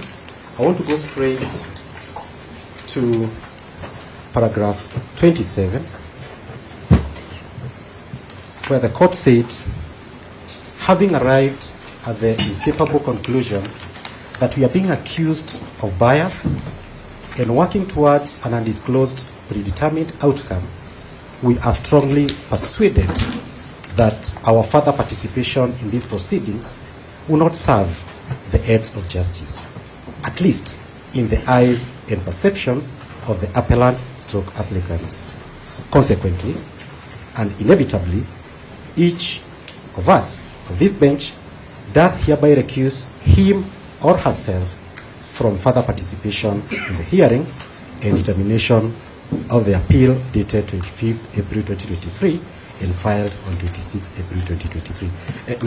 That's a decision that was made just when these petitions were ongoing. So when allegations of bias and working towards a certain outcome are made, what the Supreme Court recently is it recused itself. My Lord, I have a decision, an Indian decision. It's called State of Punjab versus Davida Pal Singh, which also the question of recusal was discussed at length. And again, I do not want to dwell on the whole decision. Is a very lengthy one. It's about 400 pages. But at page 9, at paragraph 16, the court set the standard that is applied in determining whether a bench should recuse itself. And the test, I read, the test of real likelihood of bias is whether a reasonable person in possession of relevant information would have thought that bias was likely, and whether the adjudicator was likely to be disposed to decide the matter only in a particular way. The court went on to say, the court has to proceed observing the minimal requirements of natural justice, i.e., the judge has to act fairly and without bias and in good faith. A judgment which is the result of bias or want of impartiality is a nullity, and the trial coram non judice. Therefore, the consequential order, if any, is liable to be quashed. Lastly, and this is what is very important, at paragraph 18, the court said in part, however, if there is real ground for doubt, that doubt must be resolved in favor of recusal. So that, my lords and my lady, if you are in doubt whether you should recuse yourself or you should not recuse yourself, that doubt should weigh towards recusal. That decision will be shared. And then the court went on to quash some proceedings which had taken place, an appeal had been determined, and then this one went all the way to the Supreme Court of India. So the court said that that is how situations of bias are treated. I had reference to the Code of Conduct of Judicial Officers. I think that's what Mr. Dego was referring to. My Lord, I want to lay the basis as to where those provisions are obtained from. And those provisions are obtained from the IBA guidelines on conflict of interest in international arbitration. you will find that material is published by the I located it from the International Bar Association, and it was done first in the year 2004, and it has been applied worldwide as a guide on determining situations of conflict of interest. And it has graded conflicts in several shades, the traffic light shades. There's green, there's brown, and there's the waivable, non-waivable, green, and the brown. And at clause 2.37, one of the situations that is a waivable conflict is the arbitrator has a close family relationship with one of the parties or with a manager, director, or member of the supervisory board, or any person having a controlling influence in one of the parties, or an affiliate of one of the parties, or with counsel representing a party. Going with the materials, if they are true, that were stated by my learned friends, then that situation has already arisen, and therefore it is a good ground for recusal. But I don't want to take much more time, but these materials will be circulated. There is much more in these materials that speak towards recusal in the situation that is not defended. Thank you very much, Mr. President. Sorry, Counsel, does the court have the benefit of the authority that you have referred to, the Punjab case and the IBA guidelines? The Indian and the Supreme Court case? Yes, and the IBA guidelines, have you supplied? They are being brought shortly. Yeah, thank you. How many more? Your Honor, I also wish to say something on behalf of the second petitioner in 565. If I'm allowed to proceed. Who are you? Can you see me? Your name? I'm virtual. I'm online. What is your name?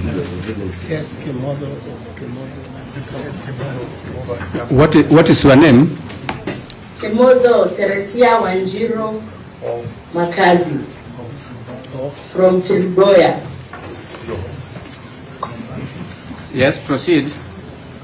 Yes, thank you. I just wished to support that application by just submitting that public perception is everything and it cannot be ignored. I wish to rely on Article 47(1) and Article 50, and more specifically in Article 47(1) is where it says that every person has the right to administrative action that is expeditious, efficient, lawful, reasonable, and procedurally fair. And more specifically on the part that is procedurally fair. Yeah. If you look at the way the court has conducted itself, of course we are in no doubt that the court is competent enough to handle these petitions, but then again, on the issue of the procedure, we had raised an issue of service, and the court ruled that we should check all documents in the portal. Unfortunately, today, you could not access the e-filing portal. So what one is meant to wonder is why we were told to access documents online, and when we go to the portal today morning, it's not working. Therefore, there is this perception that perhaps there could be something going on, because at all material times, judges shall be impartial. And the issues being raised currently are that there is an issue Sorry? Okay. So there are issues that have been raised that are raising issues to conflict of interest, whereby we have been directed by the applicants to note that one of the judge has a spouse who has been nominated or appointed by the President of Kenya, His Excellency William Ruto. And I think that is not a question where we should be giving out affidavits. I think that is a question where the judge, the honorable judge, should just come out and tell us, if this is true, then are you going to feel conflicted? So that we can, as petitioner, say, okay, proceed, or no, let's have a neutral bench. The other issue is the issue of another judge, Honorable Justice Murima, being seen. No, not the judge. I'm not saying the judge. I'm saying the spouse of the judge being nominated or appointed. That's the issue that has been raised by the applicant. And so we feel, of course, if this appointment was done, will he be able to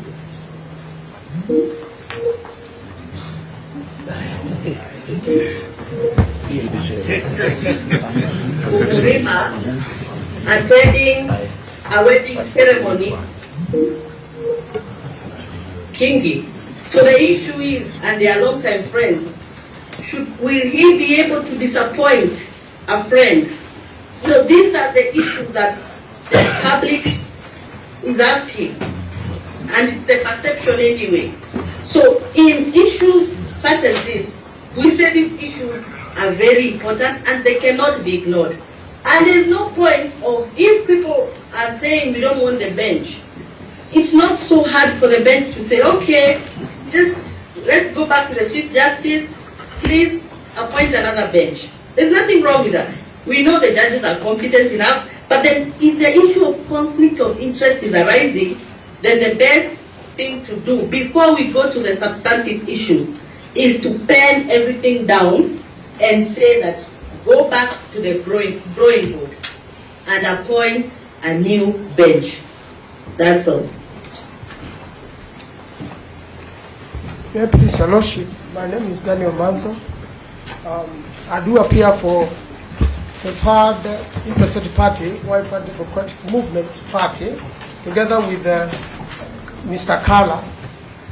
My Lord, I want to say only one short thing and then allow Mr. Kala to conclude without repeating what has been said this afternoon. My Lord, in 2008, I was involved in a matter which touched the Vice President of the country. I appeared before Justice Paul Kehati, and he immediately told me the second respondent is my personal friend, was my classmate in law school. I recused myself. I was sent to Justice Wendy. I appeared before her, and my Lord, she said, the first applicant, a renowned professor, is my personal friend, and I recused myself. My Lord, I ended up in an out-of-court settlement. I do ask Mr. Kala to conclude.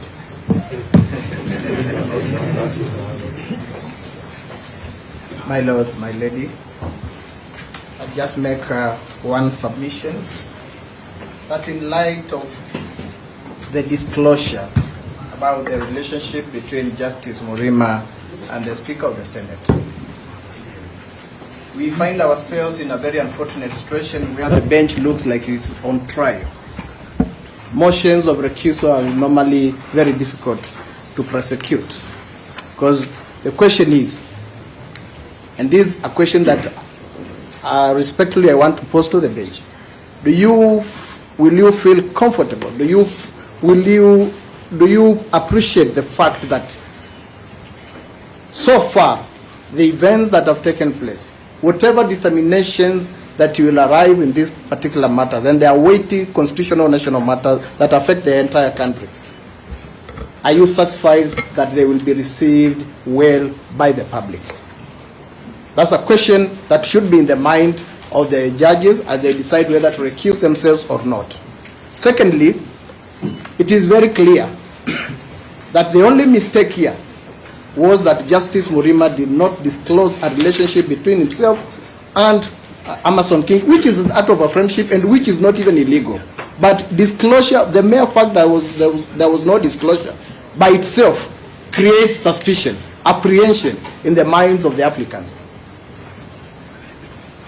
The last question is, if Justice Murima decides to recuse himself, is it the entire bench that will recuse itself, or only one judge will recuse himself? Because I'm convinced that inevitably Justice Murima must recuse himself. Thank you so much.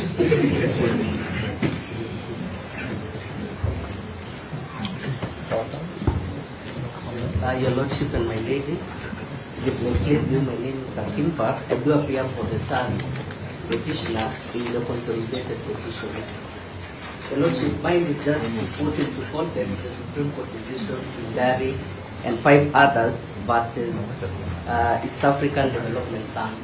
So, Your Lordship, in that particular matter, I want to say that, first of all, it was before the Supreme Court, and notwithstanding the doctrine of necessity, the Supreme Court considered that the right to a fair hearing by an impartial tribunal was so sacrosanct that the Supreme Court did not even consider the doctrine of necessity. So I just want to read paragraph 26 where the Supreme Court said, what is undeniable is the fact that by resorting to this cause of action, the applicants are unequivocally accusing this bench of lack of impartiality, fairness, and integrity. Such an accusation against a judge goes to the very core of his oath of office. Coming from a party to ongoing proceedings, such an allegation must strongly persuade the judge to recuse themselves. So that is what the Supreme Court said. So, Your Lordship, in that particular paragraph, the Supreme Court is saying that if there is an allegation, especially because this instance is actually almost same to that, because there was a complaint that was lodged against that bench before the Judicial Service Commission. I have heard today that the first petitioner has already lodged a petition before the Judicial Service Commission. Your Lordship, I beg that you are guided by this decision in holding that the right to a fair and impartial tribunal is very clear. Thank you, but I think you should let us know about the petition which has been lodged, because I don't think parties are aware of that. Your Lordship, I think it is in the further affidavit. A petition? No, not petition. What is it? A complaint that was Don't mislead the public. There's a whole difference between a complaint and a petition. Yes. Don't mislead the public. He's the one who has said petition. All right. Yes. May it please the court. My name is Dr. Eboso. I'm from Vihiga County, and I'm petitioner number 11 in the consolidated petition in the cohort 1. As I sat as a petitioner who essentially had no issue with the sitting of the bench, because when a petitioner files a petition, there is a presumption that the bench is properly constituted, and that Kenyans elected the Constitution of 2010, and in it provided the independence of the judiciary and the conduct of the expected conduct of judges. And therefore, we as Kenyans have trust in the judiciary and the individual judges at the time when they are appointed and during the course of their performance of functions. But as I sat, I agonized over the issues that have been raised, and at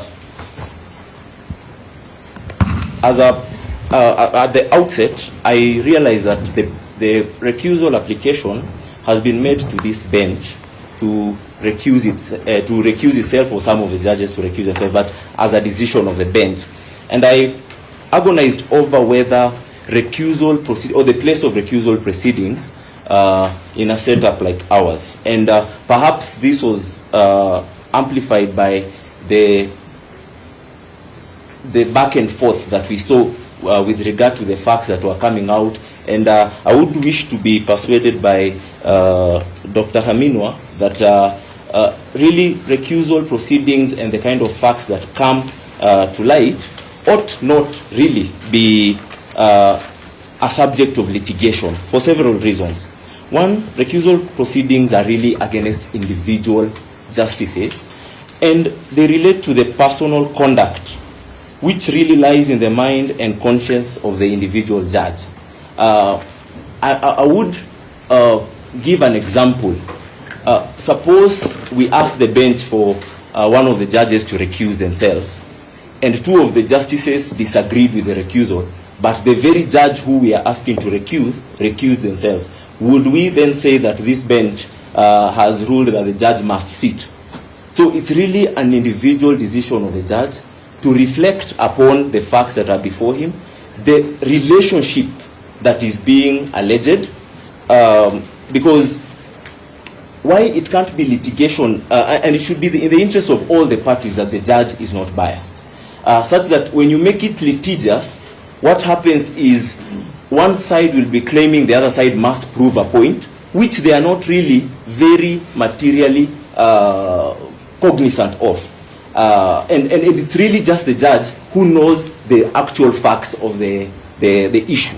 And so it really is upon the judge individually to look at themselves and ask themselves whether the facts that are being alleged constitute what would amount to a bias.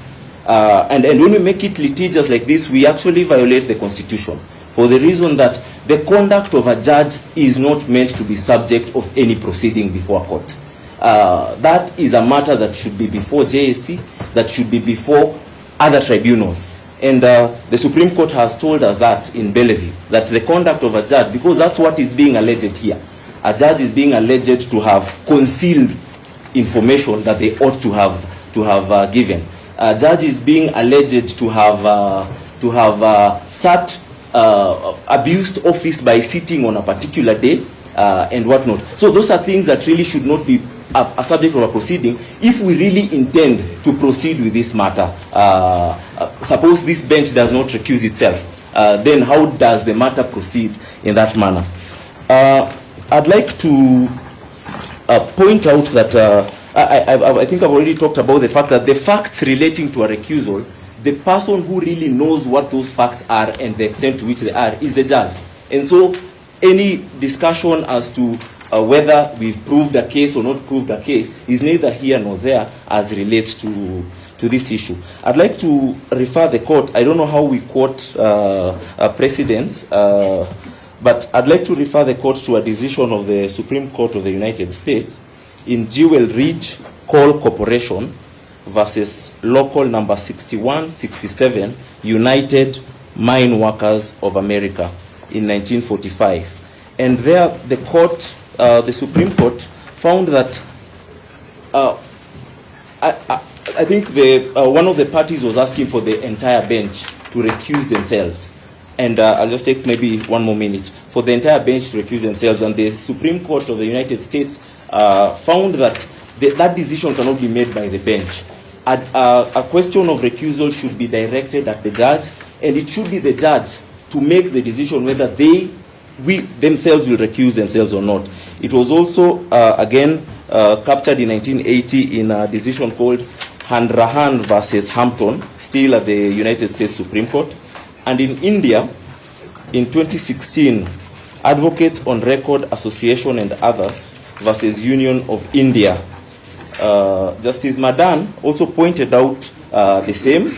And finally, I'd like to refer the court to the fact that this is a sensitive matter, but it's also, as sensitive as it is also an urgent matter, as considered by the bench and as considered by everyone. That there is the aspect of necessity that this matter must be heard.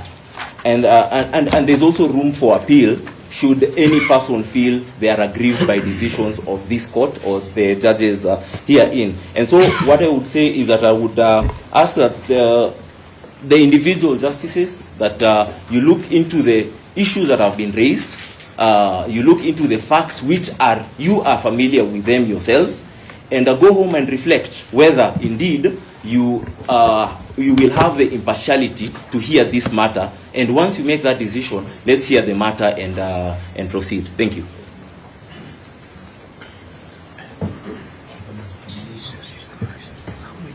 My lords and my lady doctor, if it pleases you in the matter, my name is Wamboi, Shadrach Wamboi. I speak with the blessings of my senior, Mr. Danstan Omari and Samson Yaberi, on behalf of the 9th petitioner. My lord, at the very outset, permit me to submit that this court has a duty, either individually or as a collegial bench, to hear and determine the matters that are presented before court.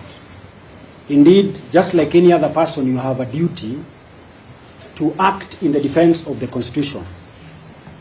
However, matters that relate to the calling to question of the conduct or the integrity of the bench or a judge are matters that are characterized in this country with a lot of rage, as we have even seen being demonstrated in this honorable court.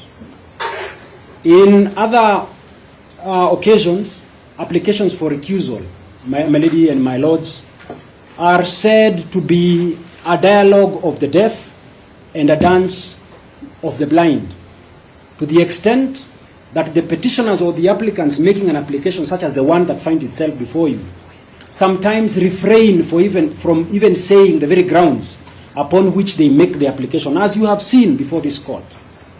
And again, the bench on the other end, on many occasions, tends to draw conclusions of what they would think the applicant is saying about their conduct or their integrity. So for that reason, my lady and my lords, the court is then called upon to reflect as to its duty to do that which is just vis-a-vis the perception, either actual or apparent, that will flow or be submitted by applicants who call to question the conduct of the court. My lady and my lords, permit me to also make a contribution with regards to the decision that has been made in the Supreme Court case of Dari Limited. And there is something that is important that we must highlight. In this application, the Supreme Court was not called upon to adjudicate on an application for the recusal of the court. That was not the application that was lying before court.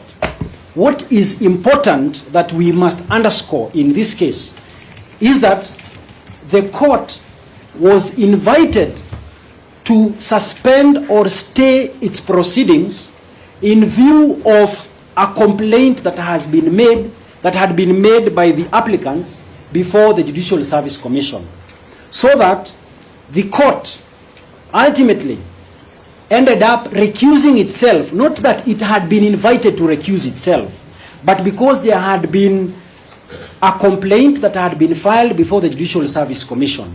My lady and my lords, the reason why the 9th petitioner rises in support of the submissions made by counsels who have made the application is largely due to our duty as the officers of the court. And we have seen in the application in petition number E015 of 2024, annexure marked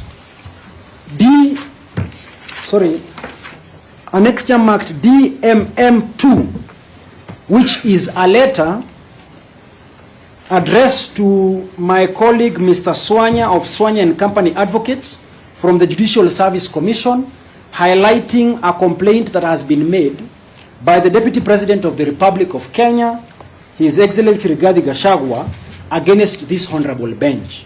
So, my lady and my lords, as I rest, the question that begs the answer is simple. If a complaint has already been lodged against the persons of this honorable court, how will a reasonable person, or will a reasonable person out there be confident that this court, in light of the complaint that has been lodged against you by one of the petitioners, arrive at a just finding in this case? My lady and my lords, that should mark the end of my submissions. I shall pave the floor for the remaining minutes to my seniors to also speak some wisdom to what is in issue. Thank you.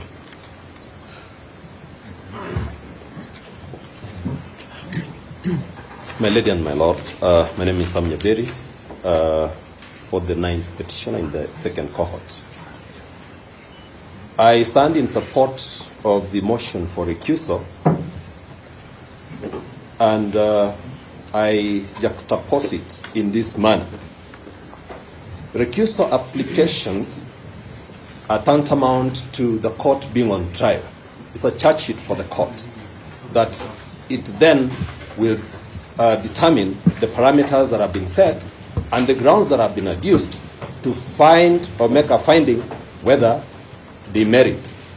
And in so doing, the court will not be given an opportunity to make submissions as we are doing. It's the court that is going to now render a ruling. Then the big question that we ought to ask ourselves, whether then the court is going to rebut on the heavy submissions that have been made, because going into the second room of going to analyze what the petition is all about will mean that we as the petitioners will have faith in even opening the second chapter of the proceedings as they are going to happen. So therefore, my lord and my lady, the point we are making is, kindly, there is enough evidence that has been laid before you to make a determination that indeed it is not available for the court to open the second chapter of going into the determination of the petition. I rest my case there. The balance of my time, I invite Omari to finish up and conclude.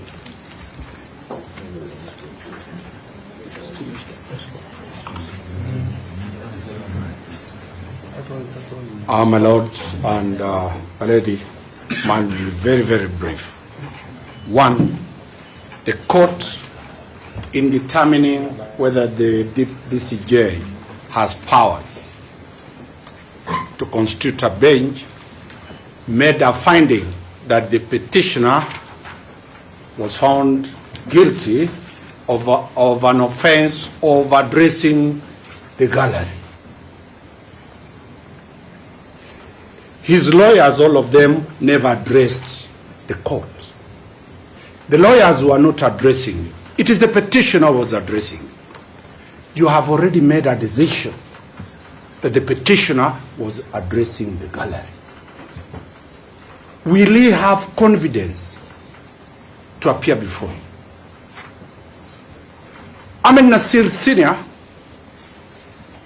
when he was constantly spotted by the Supreme Court that he was attacking the courts, the court decided to punish. When he appeared, all the members of the Supreme Court recused themselves. They never gave him audience.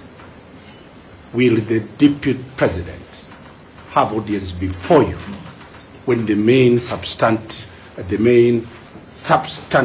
motion comes before you? You have already made up your mind that his job is to address the public.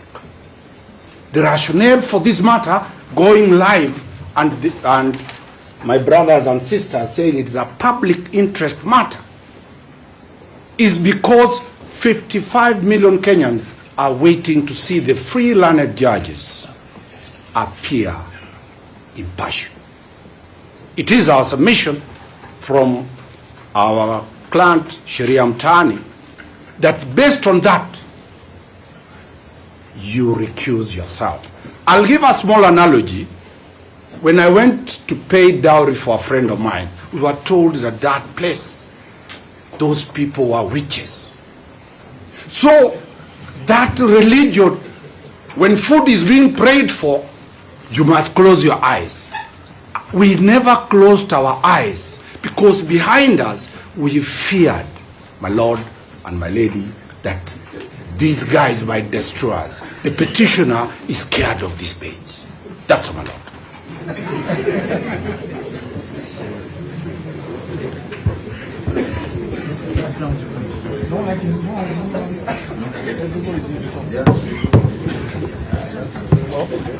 Are we through with all parties supporting the application? In that case, Professor, you can continue. I thank you, my lord, and members of the bench. I will try to be brief. My colleagues and I, I think, would like to be truthful. First, we would like to begin by observing that today is the 10th day since this bench was constituted. It was constituted on the 14th of October. There were petition 522, petition 550, petition 569. Nobody ever complained at all until we came here on Monday. And even then, the complaint was an ambush. The petitioners appeared before my Lord Judge Ogola on the 16th of October. Orders were made in their favor. They were extremely happy. No complaint. The three judges of this bench were in the bench in 522 of 2024. No complaint. This complaint is a complaint founded on the fact that on the 18th, the Honorable the Attorney General, for the first time, also got orders. Now, that is when this bench became a bad bench. It was a very good bench for as long as it gave any order to the petitioners. It became a suspicious bench when it gave an order, only an order to expedite the hearing. The Attorney General had wanted many things. They were all declined.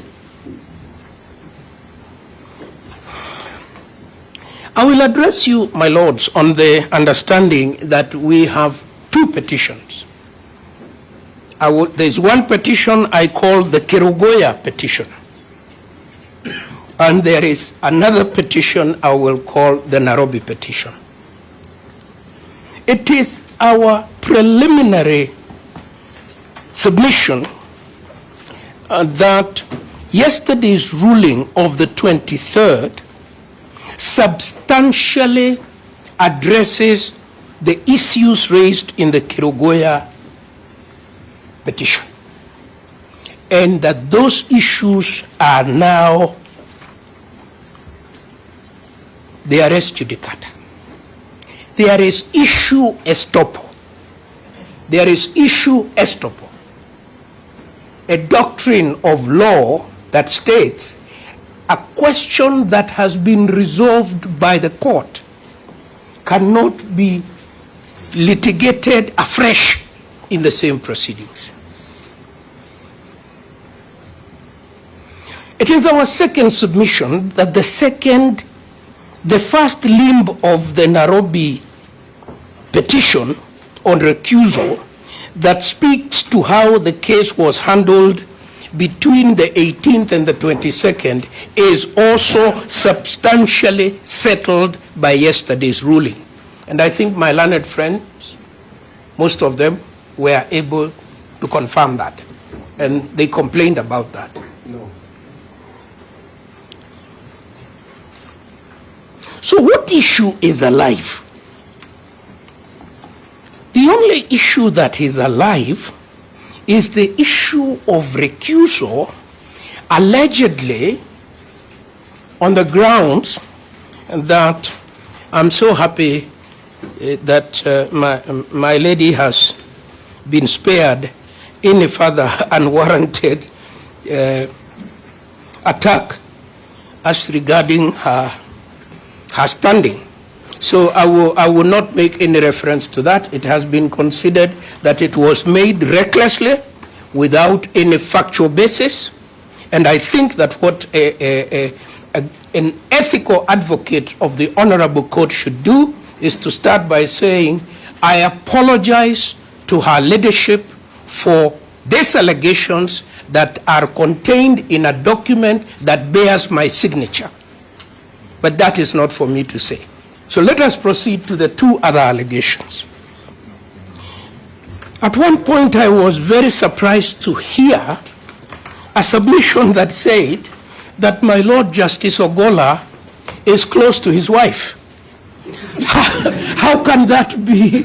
How can that possibly be a bad thing? But a further extension of that argument was equally spurious. A professional person is entitled to an independent professional existence.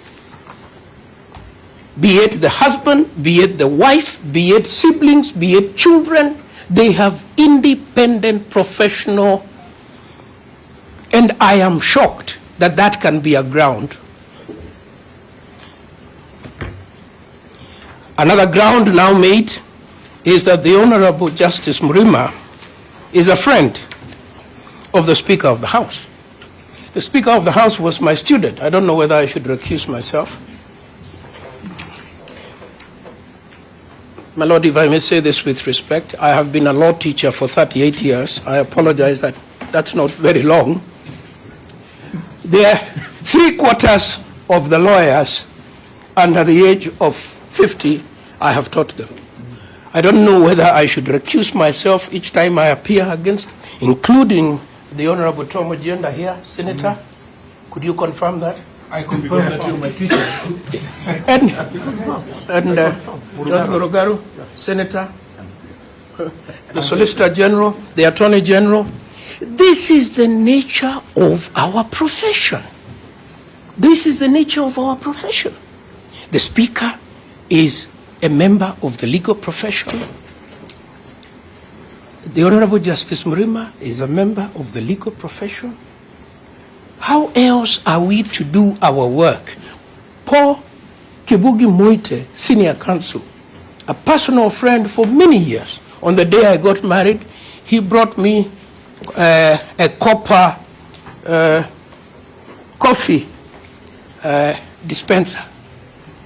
Am I never to do any case with him? Should I always tell people, I know Paul Moite from when I was mayor, he came to my wedding, he brought me a gift.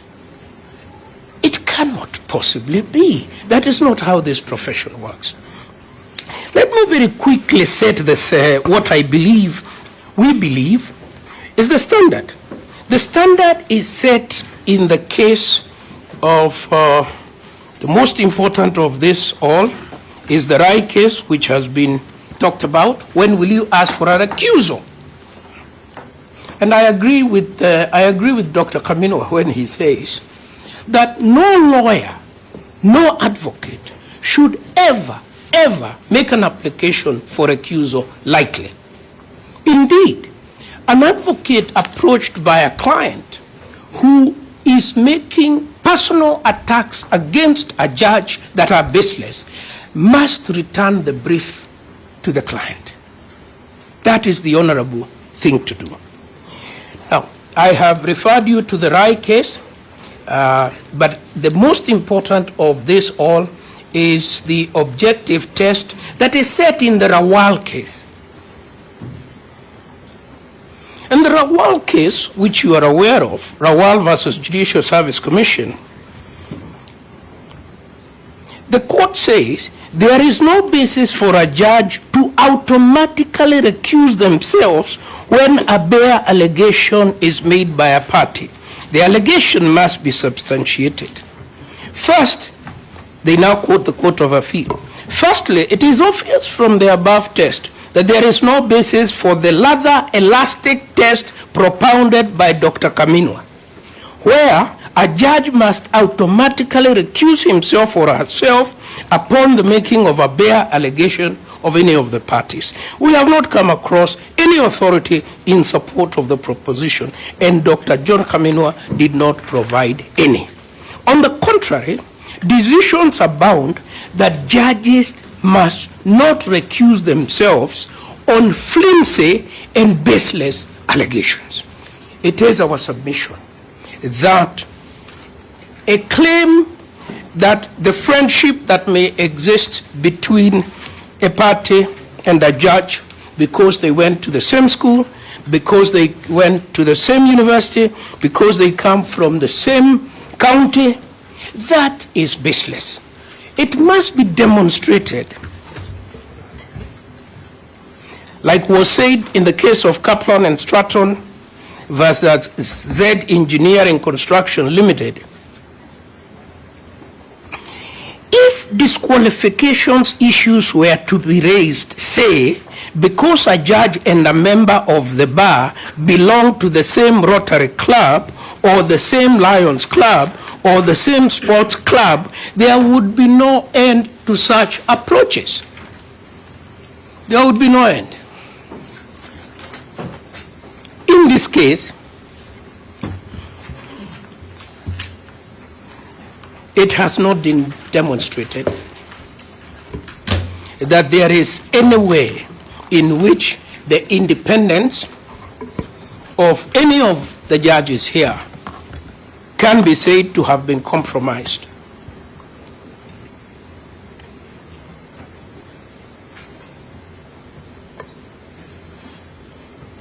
Let me say something relating to the Dari case, because I was involved in that case, again with my very good friend, the Honorable P.K. Moite, on one side, and my friend Paul Nyamodi. They were on one side, I was on the other side. I think that's why Mr. Nyamodi has now come back to my side, because, because we were the successful party in that case. And as one of my learned juniors here on the opposite side has stated, you need to understand the context of the Dari case. Because at paragraph 24, the court states this: the appellant's applicants herein are seeking a stay order from this court in the most unusual, strange, and dare we say disingenuous strategy. What had they done, my learned friends? We had litigated for a very long time. Litigated in England in the High Court, litigated in England in the Court of Appeal, litigated in the High Court here, litigated in the Court of Appeal here, litigated in the Supreme Court, and their final card, they had made a complaint against the Supreme Court. And what they were asking the Supreme Court to do is stay proceedings as we go to prosecute the allegations we've made against you. And I think the Supreme Court threw the sink at them. And that is why the decision says what it says. Now, I want to wind up by saying that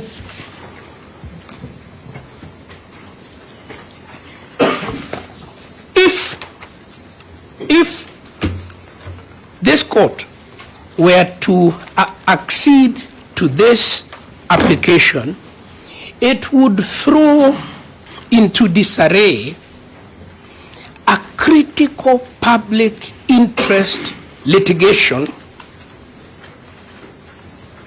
when the country is in the throes of a serious constitutional crisis. And that is why philosophers like Dr. Muthomi say that cities burn as philosophers are quibbling on whether we need a bucket or a pipe to put out the fire. We are in the throes of a grave constitutional crisis. The court that we have been given to resolve this issue cannot stop sitting on the basis of the most flimsy allegations of friendship between parties, because I don't know of a single representation here that is not related to another.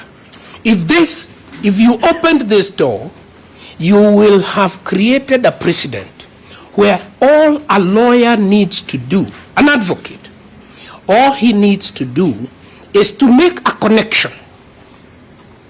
To make a connection. You go to the same church, you go to the same mosque, you used to work in the same chambers, you were trained by the same pupil master. our connections will never see. Like they say about thought actions, there can never be an end to thought actions, and there can never be an end to the relationships we have in the legal profession.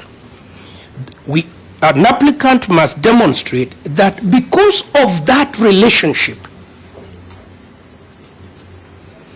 there is reason to believe, demonstrated by either past behavior, past judgment, past ruling, past conduct, that a judge will be biased in any way. But ultimately, as the authorities I have cited to you state, a judge has taken a judicial oath. A judge has a judicial oath. He answers to his conscience and to his oath. And finally, I will say, because I've had the great privilege to sit as an arbitrator in numerous matters, both locally and overseas, I have never found a standard that requires that that a person who has a historical connection with somebody, without demonstrating more than that, can be the basis of recusal. I will now hand over, before Madam Timekeeper asks me to my learned friend, Mr. Boone.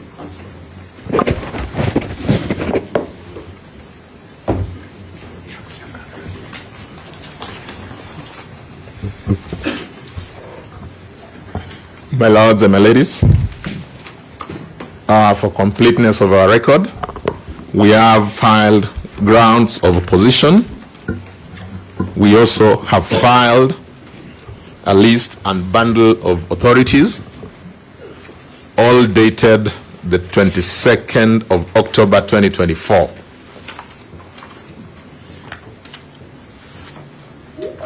My lords and my lady, permit me to start by saying that judges,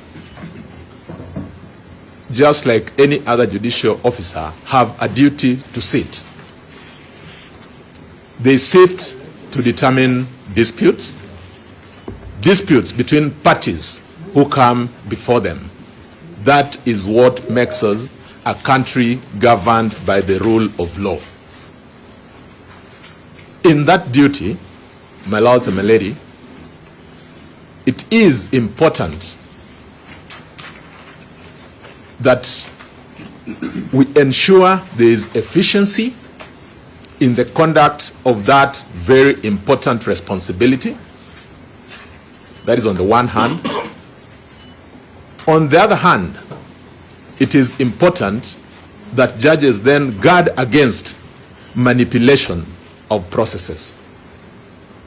In the context of what we have, proceedings like we have today, the manipulation of process could manifest itself in the form of forum shopping, where we say that I will file this matter before this court, and before this court. In my hope, one of them will give.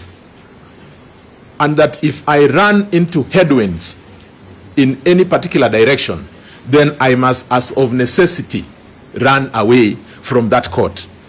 My lords and my lady, this is a position that has been adjudicated, the fact that the court has a duty to sit, all the way to our Supreme Court.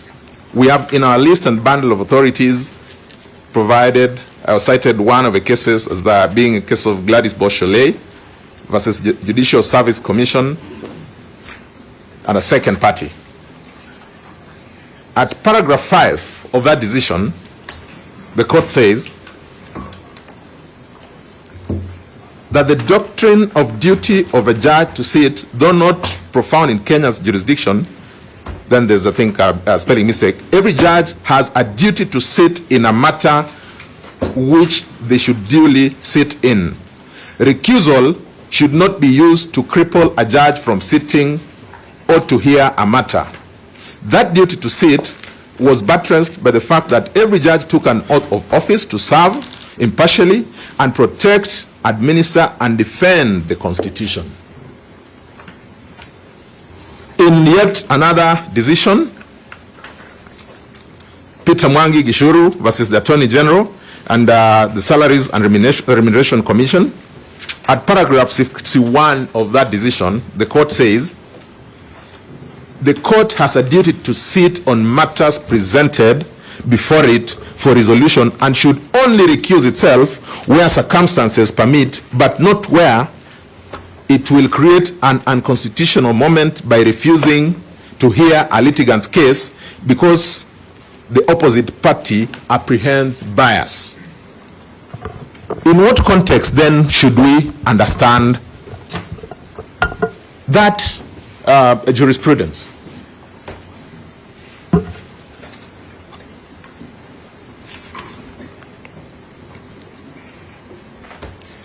My lords and my lady, it must not be lost on us that when we are dealing with momentous topical issues of conversation in a country such as Kenya, like what we are dealing with, these matters evoke emotions. Just like in our election context, whenever a party loses, it is never so easy to accept the result of that loss. It is for that reason that sometimes people have all manner of aspersions cast against the court, against the independent, let's call it all other independent organs of the Constitution, because a decision has gone one way or the other, in instances not favorable to one party and favorable to another. We must appreciate that we are in an adversarial system where, as of necessity, a decision will be determined or will be made in favor of one party as against the other. That said, my lords and my lady, learned senior counsel Professor Githu Muigai has made reference to the fact that the matter that is before you, though dubbed as recusal, is a matter whose subject matter has been completely determined. There is issue estoppel, and that everything that has been presented before you today are issues that were contained in the ruling that your lordships issued yesterday. As a starting point, I would make reference, my lords and my lady, to the application that was filed yesterday by our opponents. The application seeking to have this, questioning the empanelment of this bench. If you look at paragraph Y of that application, on the grounds on the face of the application, my lords and my lady, the court was invited particularly to recuse itself. It then means that that motion for recusal was a motion that was live before this court. That motion was live between the same parties. It touched on the same issues that were presented before this court. The court pronounced itself on all those issues. What then is the business of bringing those issues through this second court application in the name of an application for recusal? My lords and my lady, if at all, as we now see, the applicants were not satisfied with that decision, the ruling of this court, the option that was available for them was to appeal that decision. Presenting this second application does not in any way open for them a door other than for purposes of delaying these proceedings. And I would say that with tremendous respect to my learned friends from the other side, and so that I am able to demonstrate, permit me to just look at the applications that have been filed and the issues that have been raised in those applications. I'll start with the application filed by my good friend, Dr. Evans Ogada. In his application dated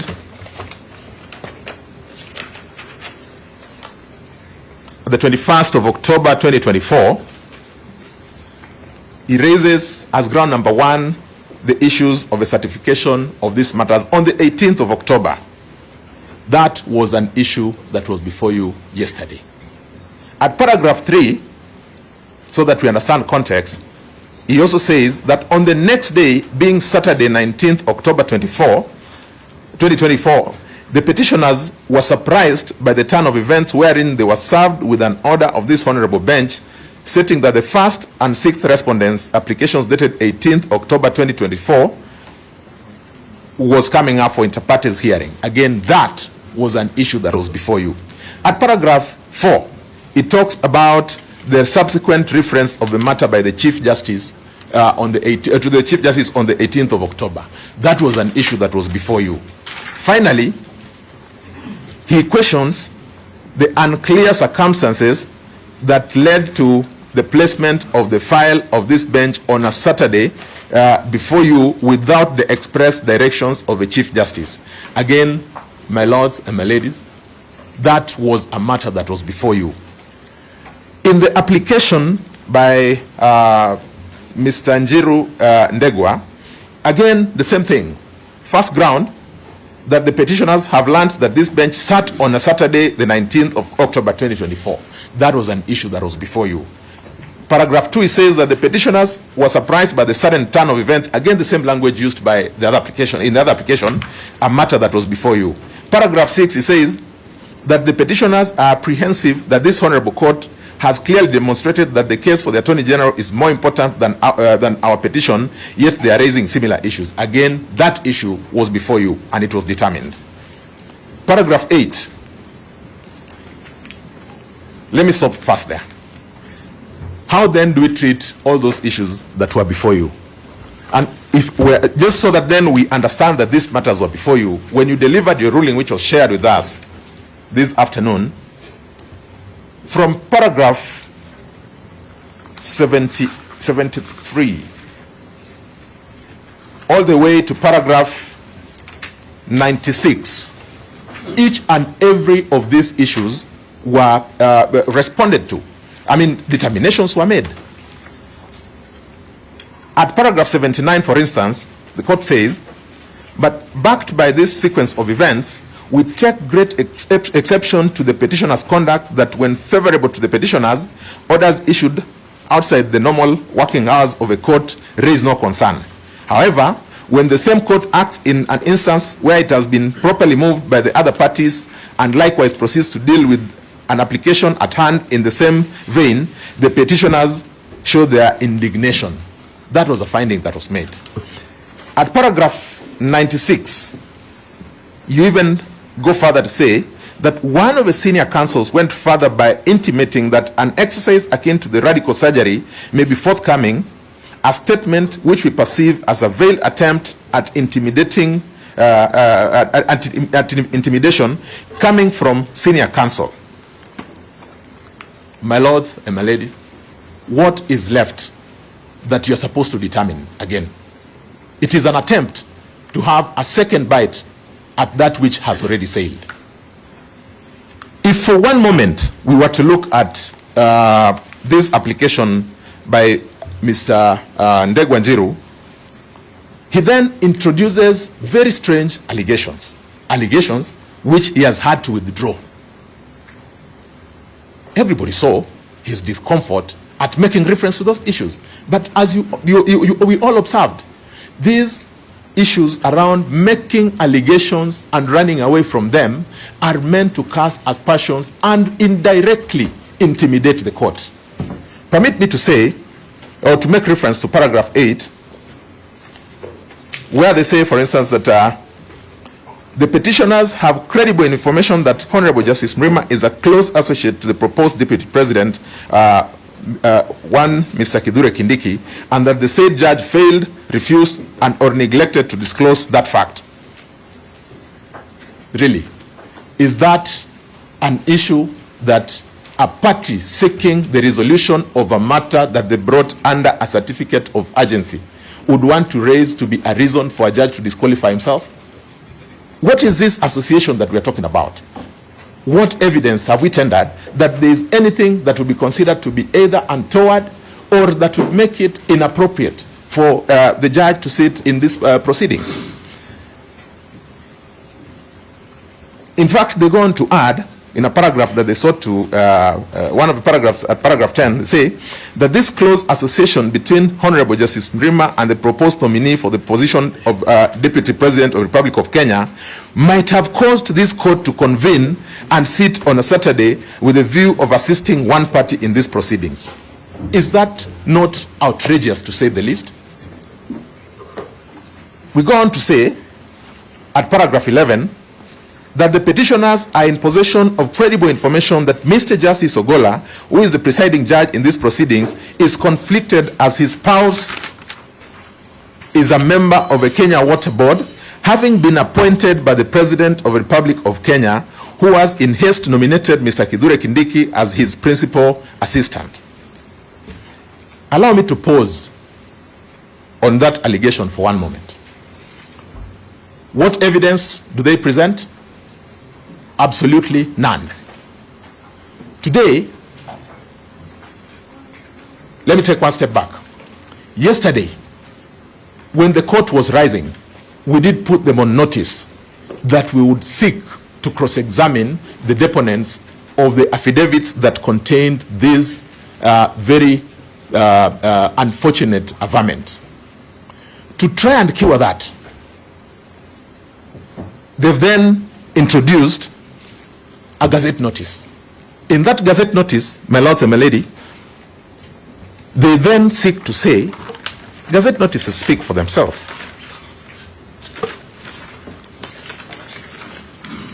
The gazette notice says, that is gazette notice number 7515, in the exercise of powers conferred by those provisions of the law, I appoint Rose Ombaki and Florence Auma Oluoch to be members of the Kenya Water Towers Agency Board for a period of 3 years with effect from 9th of June 2023. The appointments via Gazette Notice number this and this are thereby revoked. That Gazette Notice is signed by the Cabinet Secretary for Environment, Climate Change and Forestry, Soipan Tuya. At what point, my lords and my lady, at what point does it become that it is His Excellency the President who appointed I want to use the words.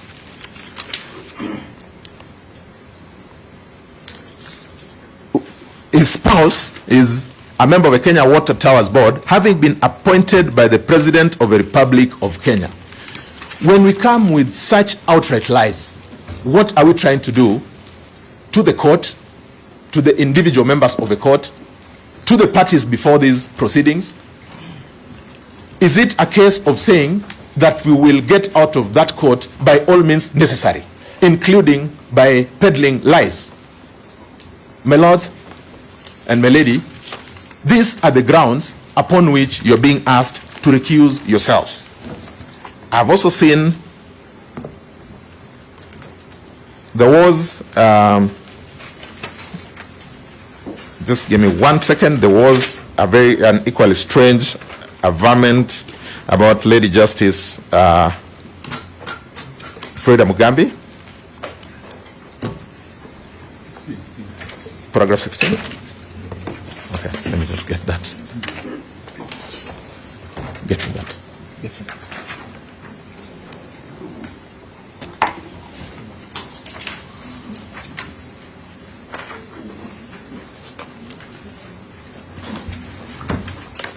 Thank you. That Lady Justice Mugambi is conflicted as such as she could. Wait a minute. No, it's not this one. But there is an averment to the effect that Lady Justice Freda Mugambi was a student. Okay. 16. Okay. Yes. That Lady Justice Mugambi is conflicted as such she could recuse herself as she was Mr. Kithure Kindiki's LLM student at Moi University, a crucial issue that she failed, refused, and or failed to disclose to the parties at the inception of a trial. My lords and my lady, the qualifications of our judges are no secret because they're state officers. You only need to go to the website of a Judicial Service Commission and you find the truth.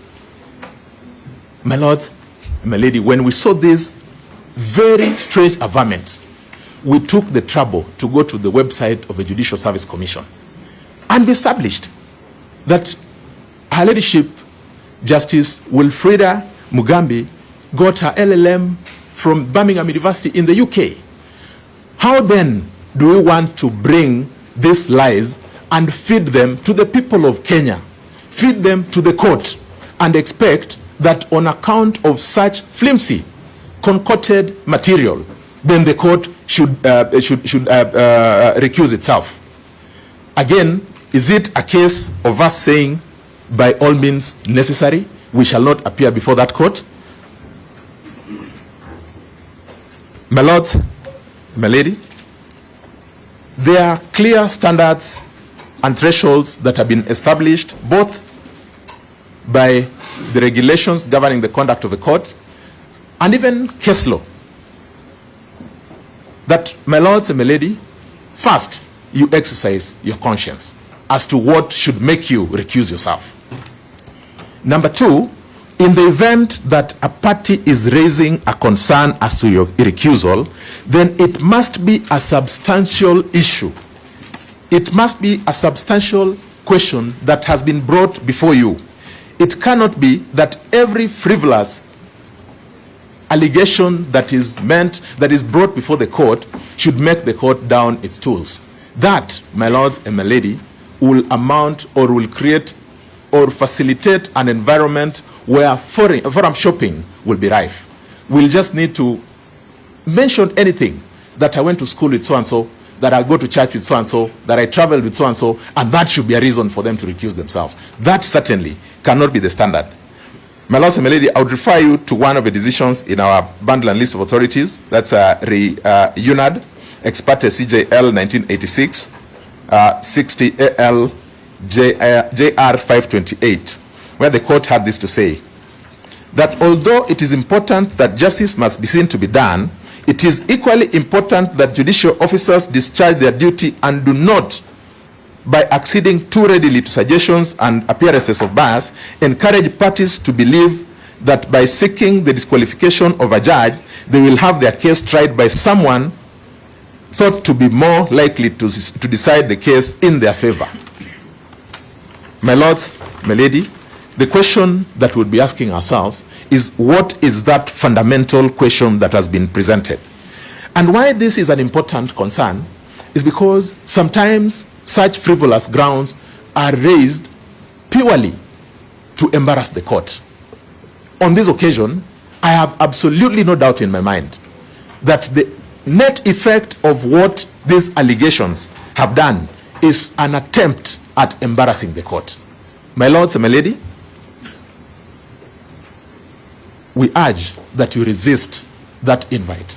You resist that temptation to ask the court to recuse itself on the basis of such flimsy, baseless allegations. Just to further speak to the fact that this is an attempt at embarrassing, if not intimidating, the court. Our friends for the applicant have also indicated that they have simultaneously sent or lodged a complaint with the Judicial Service Commission. Following from the submissions that I made reference to in the ruling about intimidating the court with radical surgery, again going to the question of presenting this application for recusal after the one yesterday, and now going to lodge a complaint to the Judicial Service Commission, is that not an attempt at intimidating the court? My lords and my lady, I would not ask for an answer. That is an issue that anybody, any reasonable person out there would be able to make an indication or a determination about in their own space. My lords and my lady,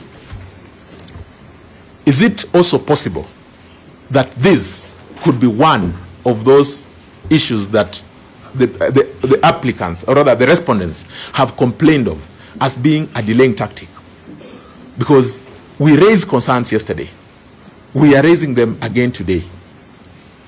We have spent a whole afternoon arguing about issues that on the one hand had been completely determined by this court. The second part of those issues are issues that did not have any grounding, any material or in support whatsoever. Are those not meant to delay these proceedings by any means necessary? Having taken cognizance of the fact that we came to you, both parties, under certificate of urgency, these matters must be treated with the urgency with which we came. And so we ask, my lords and my lady, that you dismiss that application with the contempt it deserves. May I now invite my learned friend, Mr. Nyamodi, to speak to a few of the remaining issues. My lord.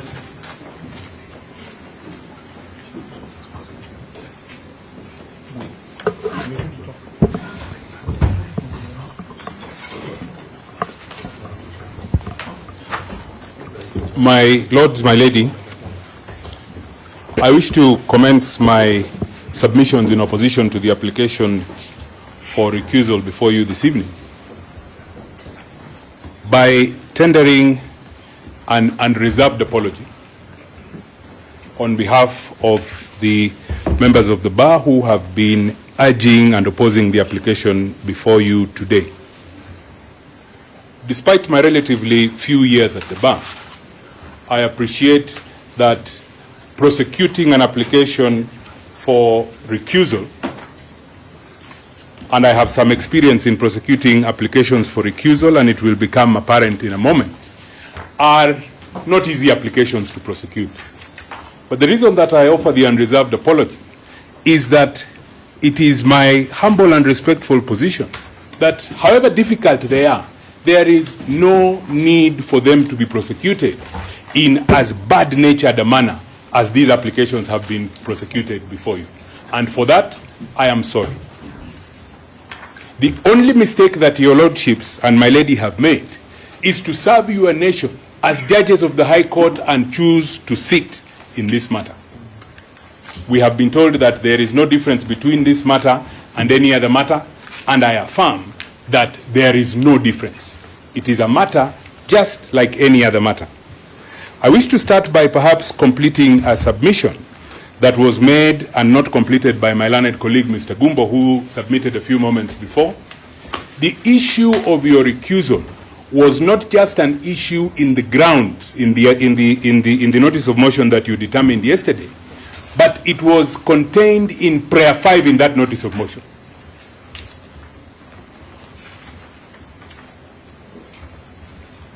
And I do not understand why the petitioners complain of bias or any improper treatment by this court.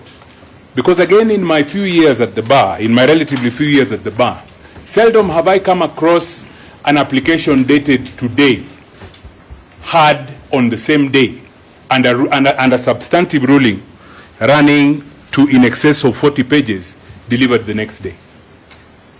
So that issue has been dealt with conclusively by the court in yesterday's ruling.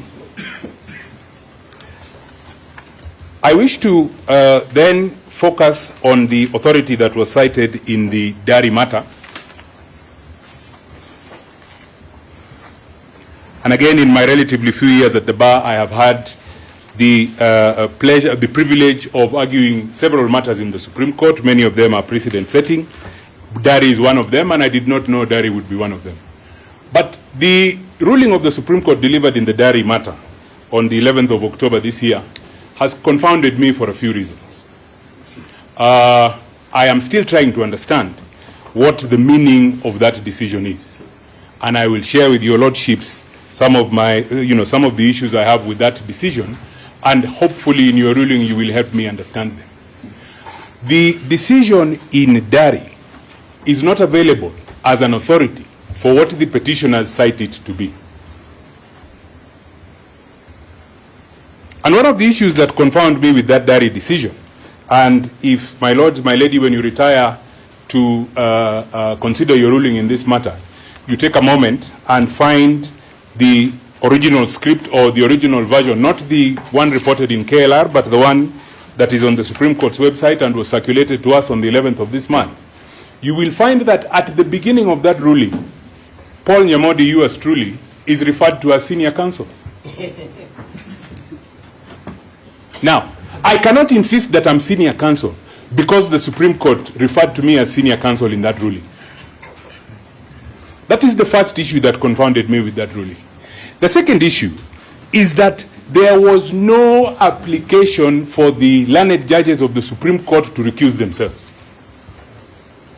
There being no application for the learned judges of the Supreme Court to recuse themselves, learned judges of the Supreme Court did not then have the benefit of argument from counsel for either of the parties as to whether or not they should recuse themselves or not.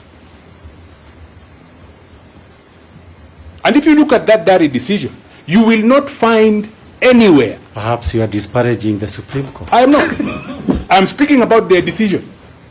If you look at that decision, in the disposition at the end of that decision, the Supreme Court does not declare that it has recused itself.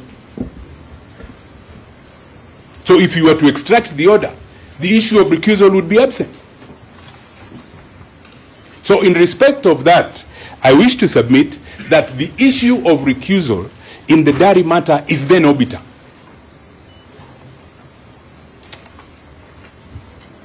Having not been an issue before court, and having not been an issue that parties submitted to, it then cannot become an authority. It cannot then be cited as an authority for recusal.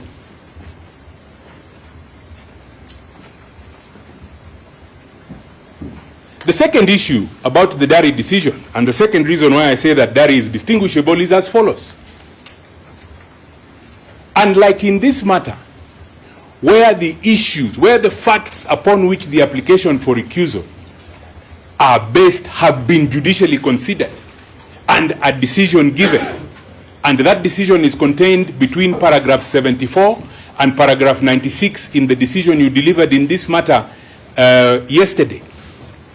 In Dari, the issues that the Supreme Court then suo moto relied on to recuse themselves had not received any judicial consideration. Yes, those facts went on to become a complaint before the Judicial Service Commission. In the same way, the facts that form the basis of your determination between paragraph 74 and 94 of your decision have gone on to the Judicial Service Commission as a complaint. But those facts now forming your decision, the proper thing to do is not to complain to the JSC, but to appeal. That is the proper thing to do. So to then file a complaint before the JSC and then reach for Dari out of context is wrong. And for those reasons, that Dari decision is distinguishable. And I urge you to distinguish it. The second decision that I wish to urge you to distinguish is the decision that was cited by my good and learned friend, Mr. Tom Masharia, the Navin Premji Kerry versus Virunga Limited decision. And the reason I want to urge you to distinguish that decision is as follows. A true reading of paragraph 5 and paragraph 6 of that decision show that the arbitration commenced on the 31st of March 2021. The traditional wedding, which the judge then took offense to, took place on the 18th of February 2022. So it is clear, and that is clear from a reasonable process of deduction, that the traditional wedding then took place during the currency of the arbitration. That is not the case here. The screen grab that has been produced of Mr. Justice Mrima and the Speaker of the Senate, if we are to believe that it is true, is dated the 9th of October 2021, more than 3 years ago.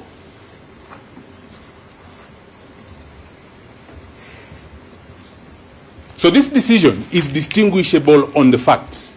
Judges do not live in glorious isolation.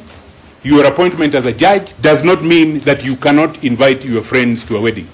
On the 9th of October 2021, Mr. Justice Mrima did not know that he would have to go through the torment of sitting on this bench.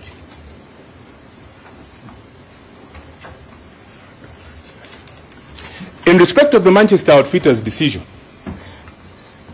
I also submit that that decision is distinguishable for the following reason. Mr. Justice Laka had been an advocate for one of the parties. Again, in an advocate-client relationship, the client pays the advocate fees.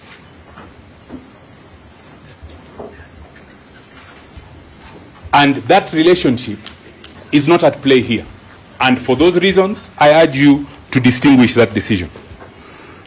My Lord, there are two pieces or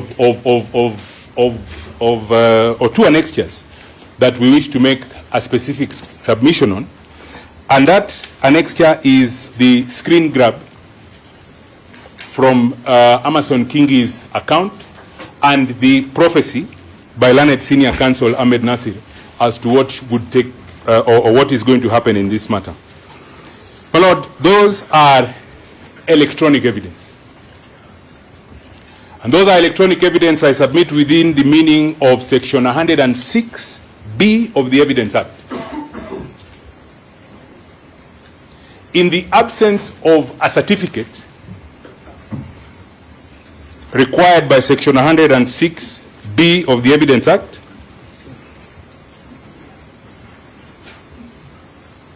that evidence is not admissible.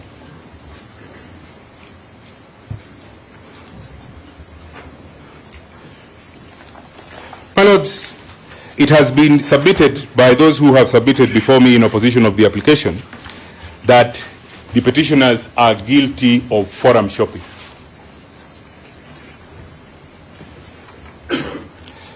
I wish to persuade you whilst on my feet this evening that this application is a further attempt at forum shopping.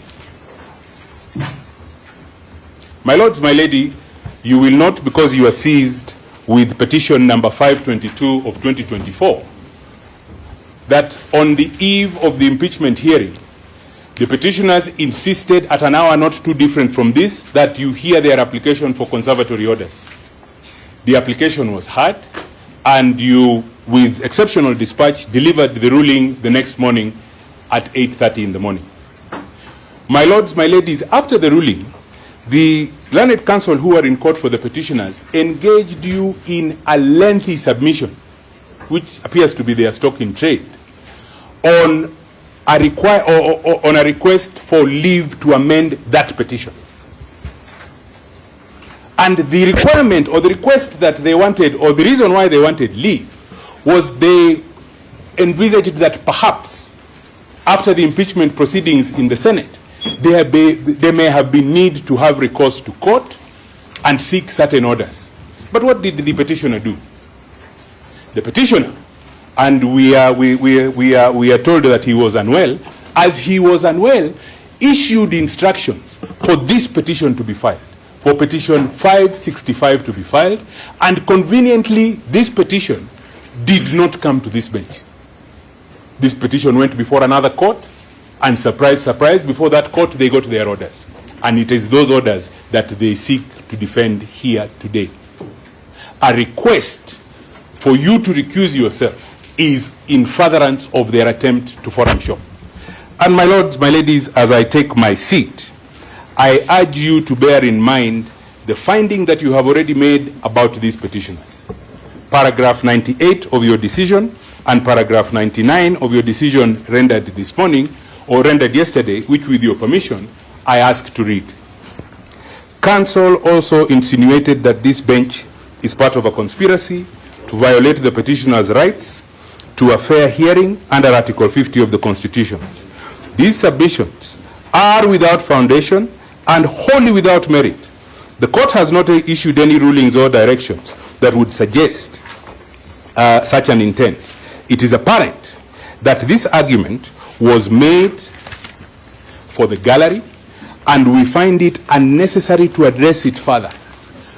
This is in furtherance of that disposition of the petitioners. This is a serious matter.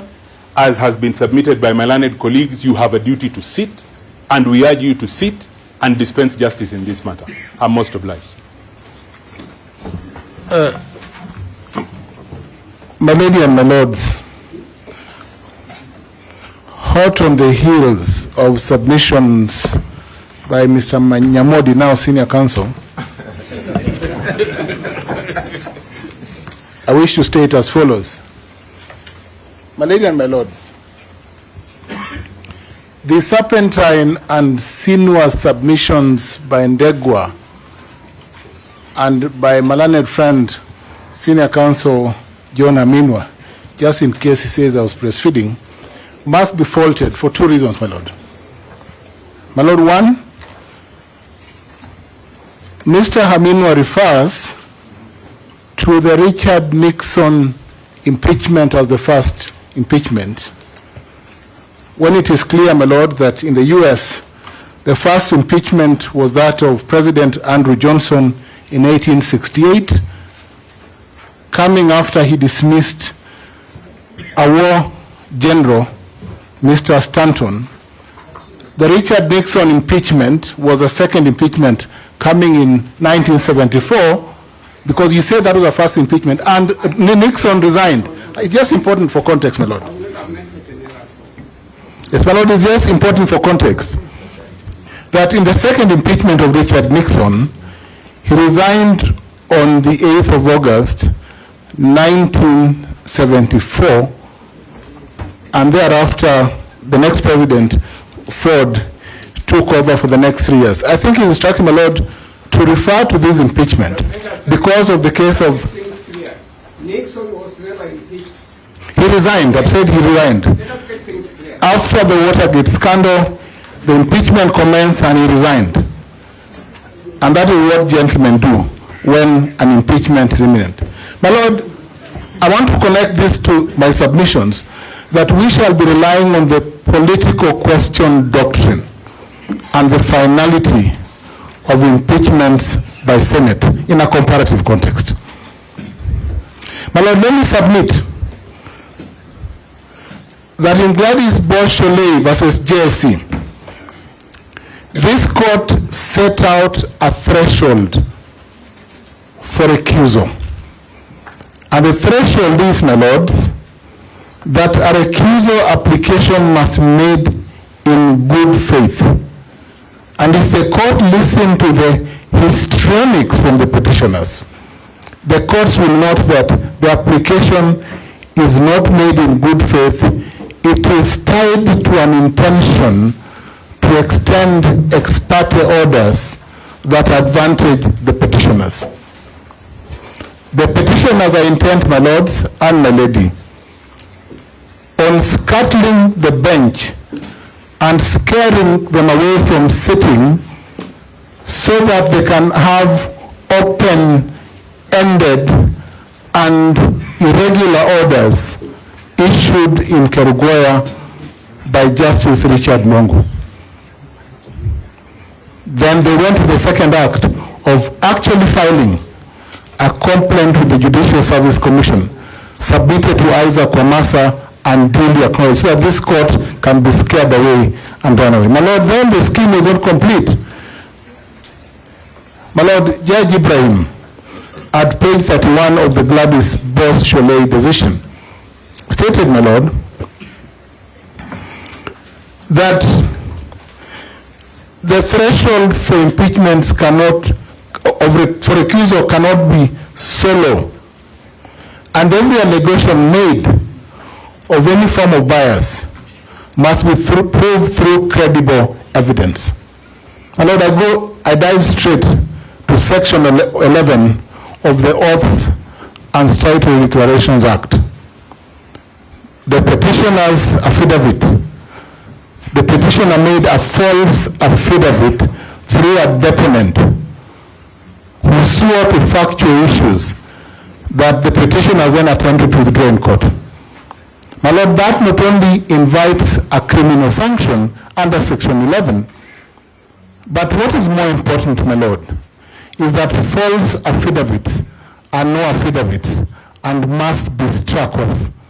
Because the penultimate paragraph in an affidavit, my lord, swears to the truthfulness of the whole document. Where therefore, my lords, any part of that document is false, the affidavit must be struck off. My Lord, we further submit that to both applications, my Lord, that are before you, parties having been unable to meet a threshold that would warrant the disqualification of all the judges sitting in this bench, that the applications must fail. I have no doubt, my lords, that we have cited relevant authority. We have cited the authority in Jackson, Molalu, and others, a court of appeal decision on the threshold that learned friend Senior Counsel Hamina wants to lower. He invites the court that at every mention of the possibility of bias, that the court downs its rules. My Lord, if that were the case, no judicial proceeding would be conducted in this country. And learned friend, Senior Counsel Professor Gideon, I told you of the number of students that he has taught. I think I've taught more young counsel in this room. And it would be impossible, my Lord, if association by way of sharing a classroom or teaching were a threshold or a test for bias, that judges would accuse themselves, my Lord. No judge, my Lord, would sit on any bench to hear any case, because we are all extracted from the same academic background and a daily trend. Unless my Lion friends are saying that. Yes, my Lord, in response to the suggestion that the Honorable Justice Mrima attended a wedding of the Speaker of the Senate, my Lord, the Speaker attended the wedding of the Honorable Justice Mrima. My Lord, the Honorable Justice Kingi, Amason Kingi, is a peripheral party in the proceedings. Indeed, if you look at the proceedings, my Lord, what we have in the proceedings is not Amason Kingi as a party in his name. It is the office of the Speaker as a corporate office who is a defendant or a respondent in these matters. But number two, my lords, the Honorable Speaker Kingi merely presided over the proceedings in Senate and was not a voting member in the sitting of Senate that led to the impeachment of the former Deputy President.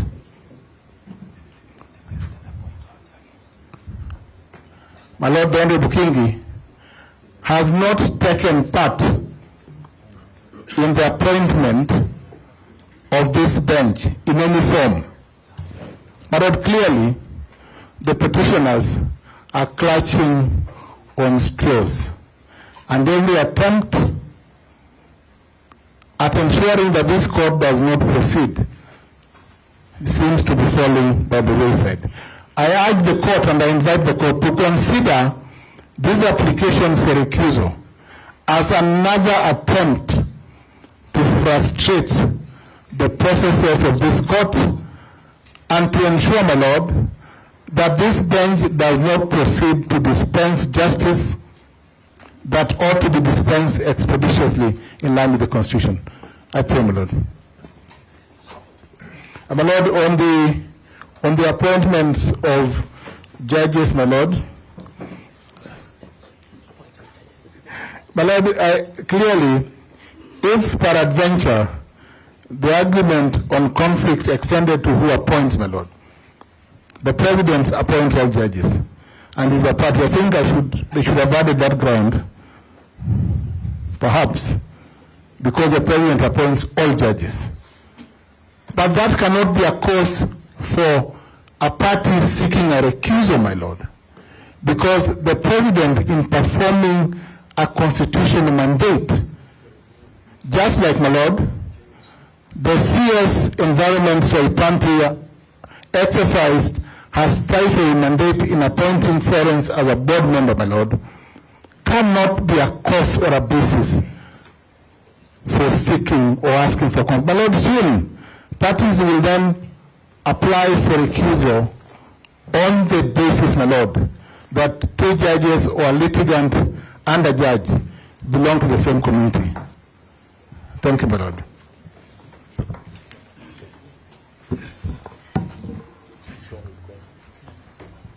Sorry, none of them is quite near me, so I think I will. Thank you. Thank you very much. Just a brief rejoinder to the application, and especially in view of what has actually been disclosed after the arguments. And my lady and my lords, I would be urging you kindly to actually go through these voluminous decisions we have given to you, because part of what some parties are submitting and saying it falls on all fours in relation to the matter before you is nothing far from the truth.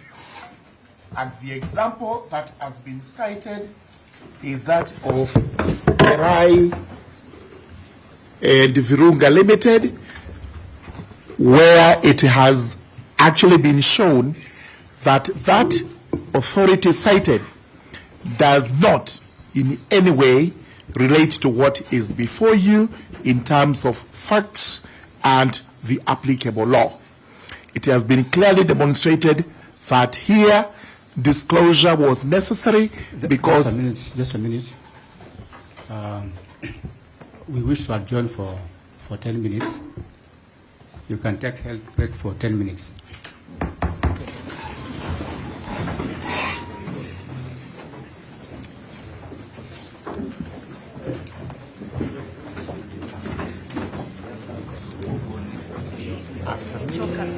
Will you say something? Yeah, I will say something. You want to be last? No, I should be last. You should be the last because it's the SG. The SG. Yes, I will want to say something. And you say it's political. It's political. Political. Public interest. This one is meant to derail.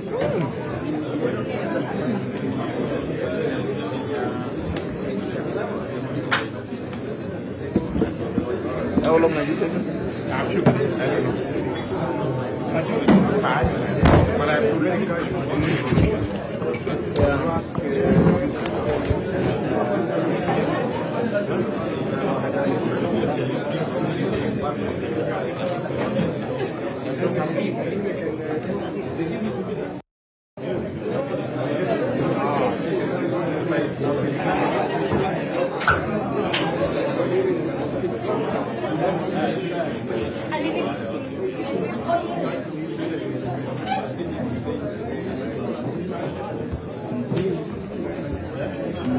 Yeah, 1 minute.